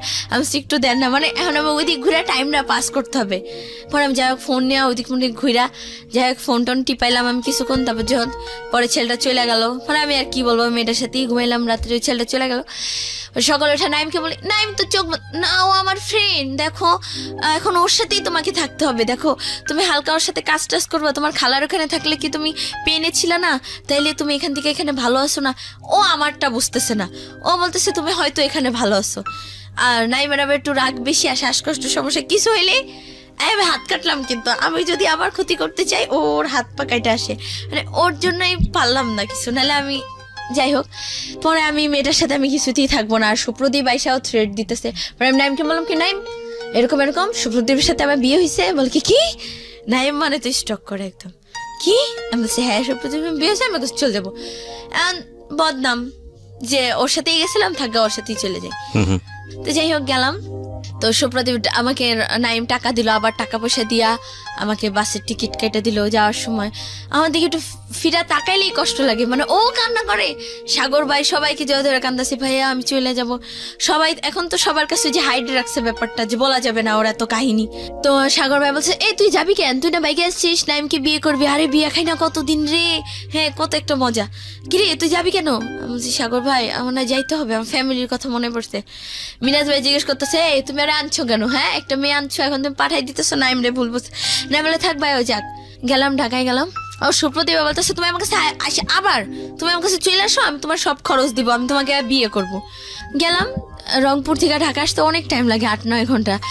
রাত 11টার গাড়িতে উঠছি, সকাল 9টার সময় নামছি গাড়ি থেকে, পুরাই টায়ার্ড। আসলাম আবার বাবুবাজার আসলাম, বাবুবাজার আসা দীপকে ফোন দিলাম, দীপ কই তুমি? আসলো, আচ্ছা বলে কি আমি তো তোমাকে শুধু দেখতে চাইছিলাম, আমি তো তোমাকে আনতে চাই নাই। এটা একটা কথা, এটা একটা কথা দীপ। আচ্ছা হ্যাঁ কি, আমি তোমাকে শুধু আনতে চাইছি, মানে দেখতে চাই, আমি তোমাকে আনতে চাই নাই তো। ও নগদ পোল্টি, কি করব এখন? আমার তখন এমন কেউ নাই আমি তাকে ফোন দিয়ে বলবো ভাই আমাকে একটু আশ্রয় দেন কোথাও। হ্যাঁ আশ্রয় কেন দিবেন, আমি একটু যুবতী মেয়ে দিবে, কিন্তু ওই যে সুযোগে সদ্ব্যবহার করার জন্য সবাই। তো এই কথাগুলো ভাবি কার কাছে যাব। আবার নাইমকে আমি ফোন দিয়ে বললাম, নাইম বলে কি তুমি সোজা তুমি চলে আসো রংপুর। হ্যাঁ নাইম আর এক কথা, তুমি রংপুর চলে আসো, আমি তোমাকে ওই ছেলের এখন এই সুপ্রদীপ বলে কি আমি না তোমাকে একা ছাড়বো না, আমিও না তোমার সাথে রংপুর যাবো, টাকাটা কি ওর বাবা দিবে? হ্যাঁ এমন একটা অবস্থা। আবার নাইম এক্সট্রা আবার টাকা পাঠালো, 500 টাকা করে টিকিট, আবার এক্সট্রা টাকা পাঠালো, ও আসবে ঠিক আছে আসুক। গেল সকালে, পরে ওর ফ্রেন্ডরা সবাই জানছে মোটামুটি যে এনতেন ও মেবি ওর হাজবেন্ড, তাহলে নাইম তুই কেন ওর জন্য এত কিছু করবি, সবাই স্বাভাবিক। তো নাইম তো কান্না করে, নাইম তো আমাকে আসতে দিবে না। তো যাই হোক নাইম বলে ঠিক আছে আবার টাকা পাঠাই দিই, তুমি আবার চলে যাও ঢাকায়। তো ঢাকায় চলে আসলাম ওর সাথে। আবার রংপুর থেকে নাইম বললো যে থাক তোমরা চলে যাও, তোমরা তোমাদের মতো সুখে মানে হ্যাপি একটা লাইফ করো। তো যাই হোক আসলাম, আসার পরে সুপ্রদীপ আবার হ্যাঁ আমি তো তোমাকে শুধু একটু দেখতে চেয়েছিলাম, এখন তুমি আবার আনলা, তুমি আবার আমার গলায় ঝুলে আসলা, আমি তোমাকে দিয়ে এখন কি করব? এখন আমাকে রেখে আসছি সোহান ভাইয়ের বাসায়, মানে এই বাবুবাজারে একটা সোহান ভাই, তার বাসায় রেখে আসছে। রেখে এখনো আমার কোনো খোঁজ খবর নেয় না। নাইমকে ফোন দিচ্ছে, নাইম বলছে ভালো আছে, আমি বলছে হ্যাঁ ব্যাস এত কথা নেই। নাইমের সাথে তো আমরা কেন আমাকে পাঠাই দিল, ভালো মতো কিছু না শুই না। তো সুপ্রদীপ ছেলেটা আবার পোল্টি, ওই যে আবার তো আবার বলতেছি কি ভাই জান্নাত কই? বলছে জান্নাত তো ঘরে। জান্নাতকে একটু বের করেন, আমি ওকে একটু ঘুরায় টুরায় নিয়া ইয়ে করো। তো সোহান ভাই আবার আমাকে বুঝাইলো দেখো ও কিন্তু একটা এডিক্টেড ছেলে, তোমার লাইফটা শেষ হয়ে যাবে, তার থেকে তুমি সারা জীবন মানে বিয়ে করো না, তুমি এমনি থাকো, তাও তুমি ভালো থাকবা। তুমি যে লাইফটা পার করে আসছো তোমার ওই লাইফটা আবার যেতে হবে যদি তুমি এই ছেলেটাকে বিয়ে করো। আমি বলছি তাই? পরে আমি ছেলেটাকে মানে দীপকে মানা করছি, আমি তোমাকে বিয়ে করবো না। সোহান ভাইয়ার খুব ক্লোজ একটা ফ্রেন্ড হচ্ছে হৃদয় ভাই, পচা হৃদয় যাকে বলে সবাই ডাকনাম পচা হৃদয়, সে একজন ডিজে। তো আমি আবার নাচ গান এগুলা খুব পছন্দ করি আর কি। তো সে এরকম বললো কি যে তুমি নাচ গান খুব লাইক করো, তাহলে তুমি কাজ করো, তুমি পচা হৃদয় ভাইয়ের কাছে চলে যাও, তো দেখো সে তোমার লাইফটা কিছু একটা করে দিবে। তো এরকম নদীর ওপার বলে যেটাকে, তো পচা হৃদয় ভাইয়ের কাছে আমাকে দিয়ে আসলো। আজকে 2 দিন হলো তার বাসায়। পচা হৃদয়ের নামটা কিরকম, মানে বুঝলাম না, পচা হৃদয় কেন তার নাম? হ্যাঁ তার নাম পচা হৃদয় কারণ তার লাইফে অনেক অনেক কিছু আছে, ছোটবেলা থেকেই সে একা একা ছিল, তো এরকম ভাবে তার নাম পচা হৃদয় হয়ে গেছে। ওই ডিজে নাচ গান করে, তো এরকম অনেকে আছে না নাম বানায় দেয়, বা অনেক কাহিনী আছে তো তার, সেজন্য এখন এগুলো বলা শেষ করা যাবে না। তো যাই হোক তার নামে পচা হৃদয় হয়ে যায়। তো এরকম সোহান ভাই দিয়ে আসে, বলে যে ভাই ওকে একটু আপনার কাছে রাখেন, একটু নাচটা শিখান, আপনার সাথে নিয়ে ওকে একটু ফাংশনে নিয়ে যাবেন, নিয়ে তারপর দেখেন ওর লাইফটা একটু সেটেল করে দেন কি হয়। তো এদিকে আবার মানে হৃদয় ভাই আর তার ওয়াইফ, তো তাদেরও অনেক কাহিনী আছে। তো যাই হোক, এখন আসছি এখানে 2 দিন হইলো। তো এরপর এই সুপ্রদীপ ছেলেটা আমার ফোন টোন সব কিছু নিয়ে যায়। মানে এরপর থেকে আমাদের 2-3 দিন হলো ওর সাথে আমার আর কোনো কন্ট্রাক্ট হয় না। ও কখনো চেষ্টা করে নাই। তো তোমার এখন প্ল্যানটা কি তাহলে? প্ল্যানটা হ্যাঁ বলি আমি। তো আমি নাইমকে আবার কল দিছিলাম, তো নাইম বললো যে দেখো কি হয়। এখন নাইম ওইখানেও তো নিয়ে যেতে পারবে না। তুমি তাহলে কি করবা? তোমার প্ল্যানটা কি, লাইফের প্ল্যানটা কি? জানি না। বাসাতে যোগাযোগ করছিলা? বাসায় তো ত্যায্য, কেউ আমাকে চায় না। তোমার মা? না। প্রিয় শ্রোতা, 16 বছরের জীবনের যে গল্পটা এখানে আপনারা শুনলেন, এই রকম গল্প সমাজে খুব বিরল না। এবং এই গল্পে আমাকে নতুন করে বলার কিছুই নেই যে ওর এই জীবনের পেছনে দায়ী আসলে কে। তবে এটা ঠিক যে ও যে পরিবেশে বড় হয়েছে সেই পরিবেশ অনেকখানি দায়ী। আর এই পরিবেশেও যে ছেলেমেয়েরা ভালো থাকে না বিষয়টা এরকম না। তবে এটা ঠিক যে আমি কয়েকটা প্রশ্ন আমি তোমাকে করতেই চাই। একটা হচ্ছে যে তুমি যেই অবস্থার মধ্যে আজকে এসছো, যে তোমার কোনো ভবিষ্যৎ জানো না, 16 বছর বয়স তোমার, এবং আমরা তোমার ভবিষ্যৎ নিয়ে খুব আতঙ্কিত, চিন্তিত। বাংলাদেশের সামাজিক অবস্থায় একটা মেয়ে 16 বছর বয়সে কোথায় থাকবে, কি করবে না করবে, যার কোনো ঠিক ঠিকানা নাই, তার অবস্থান কোথায় হবে ভবিষ্যতে, সেটা ভালো কিছু আমাদের মনে করা, আমাদের জায়গাটা থেকে, আমাদের পারিপার্শ্বিকতা যা বলে সেটা, সেই অবস্থা আসলে আমাদের মন থেকে আসছে না। মানে আমি যেটা বলতে চাচ্ছি যে আমরা ভালো কিছু মনে করতে পারছি না। কিন্তু তোমার এই অবস্থার জন্য মূলত দায়ী দুজনই আমি মনে করি। একটা যেটা হচ্ছে যে ভুল তুমি বারবার করতে পারো না। ভুল একবার হতে পারে, 2বার হতে পারে, 3বারের বার ভুল আর ভুল থাকে না, সেটা অপরাধ হয়ে যায়। তুমি বহুবার ভুল করেছো, আমি যেটা মনে করি। তবে এই ভুলের মধ্যে তোমাকে ঠেলে দেওয়া হয়েছে, তোমার ফ্যামিলি তোমাকে ঠেলে দিয়েছে, এবং তোমার খালু তোমার কথা যদি বিশ্বাস করে নেই, তারা যেই অবস্থার মধ্যে তোমাকে রেখেছে সেটা তোমার জন্য কাঙ্ক্ষিত না, এবং সেটার জন্য তুমি ফ্যামিলির থেকে স্কেপ করাটা উচিত হয় নাই। কারণ তুমি মনে করেছো যে পরিবার থেকে বের হয়ে একটু সুখ খুঁজে নেই মানুষের মধ্যে। সেই সুখটা তো পরিবারের চেয়েও জঘন্যতম অবস্থা হচ্ছে চারপাশের পরিবেশ। কারণ সবাই এখানে ইন্টারেস্ট খুঁজবে। কেউ তোমার পয়সার কথা চিন্তা করবে, কেউ তোমার রূপের কথা চিন্তা করবে, কেউ তুমি নিজেই সেটা বুঝেছো, এবং বোঝার পরেও তোমার ঘর থেকে বের হওয়াটা ঠিক হয়নি। এটুকুই বলবো। তোমার খালু যদি আজকের এই অনুষ্ঠানটা শুনে থাকে, তাহলে তাদেরকে অনুরোধ করতে পারি আমাদের লাখ লাখ শ্রোতাদের পক্ষ থেকে, যে না, তোমার প্রতি যেন অবিচার না করা হয়। কারণ তোমার বয়সে তুমি ভুল করতেই পারো, 16 বছর বয়স মাত্র তোমার, কিন্তু তাদের ভুল করাটা উচিত হয়নি। তোমাকে এই বয়সে ত্যায্য করাটা উচিত হয়নি। এবং ত্যায্য করার কোনো সিস্টেম আমি যত জানি বাংলাদেশের আইনে এটা নাই, ত্যায্য করার বিষয়টাই নাই বাংলাদেশের আইনে।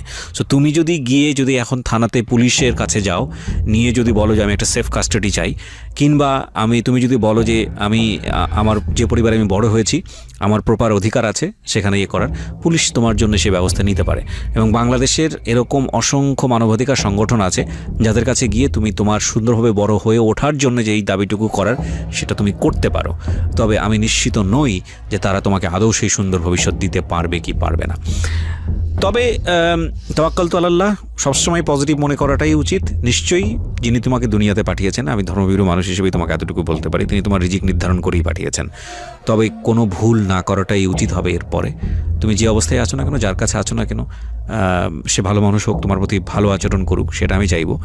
কিন্তু এটা ঠিক যে এর চেয়েও ভয়ানক কিছু হতে পারে তোমার জীবনে, তুমি সেই রাস্তাতেই পা বাড়িয়েছো, এবং সে ভয়ানক কিছুটা যাতে না আসে সেজন্যই আজকের এই সিক্রেটসে তোমাকে আমি তুলে ধরলাম।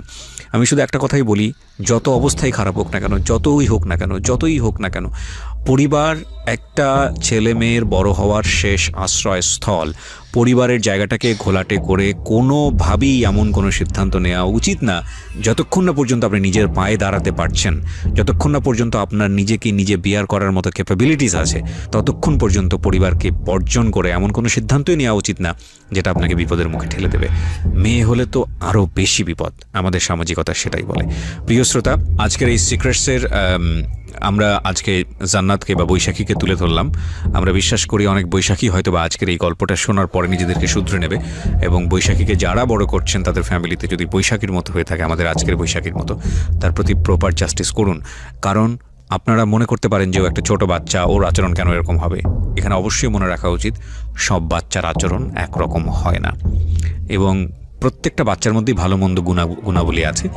অনেক সময় দেখবেন ওদের আচরণ পছন্দনীয় হচ্ছে না, কিন্তু আপনি অবাক হয়ে যাবেন যার আচরণ পছন্দ হচ্ছে না তার যদি ভালো গুণগুলো জানেন। সো ফাইন্ড আউট করার চেষ্টা করুন যে ওদের মধ্যে ভালো গুণটা কী আছে, এবং সেটাকে পেট্রোনাইজ করুন।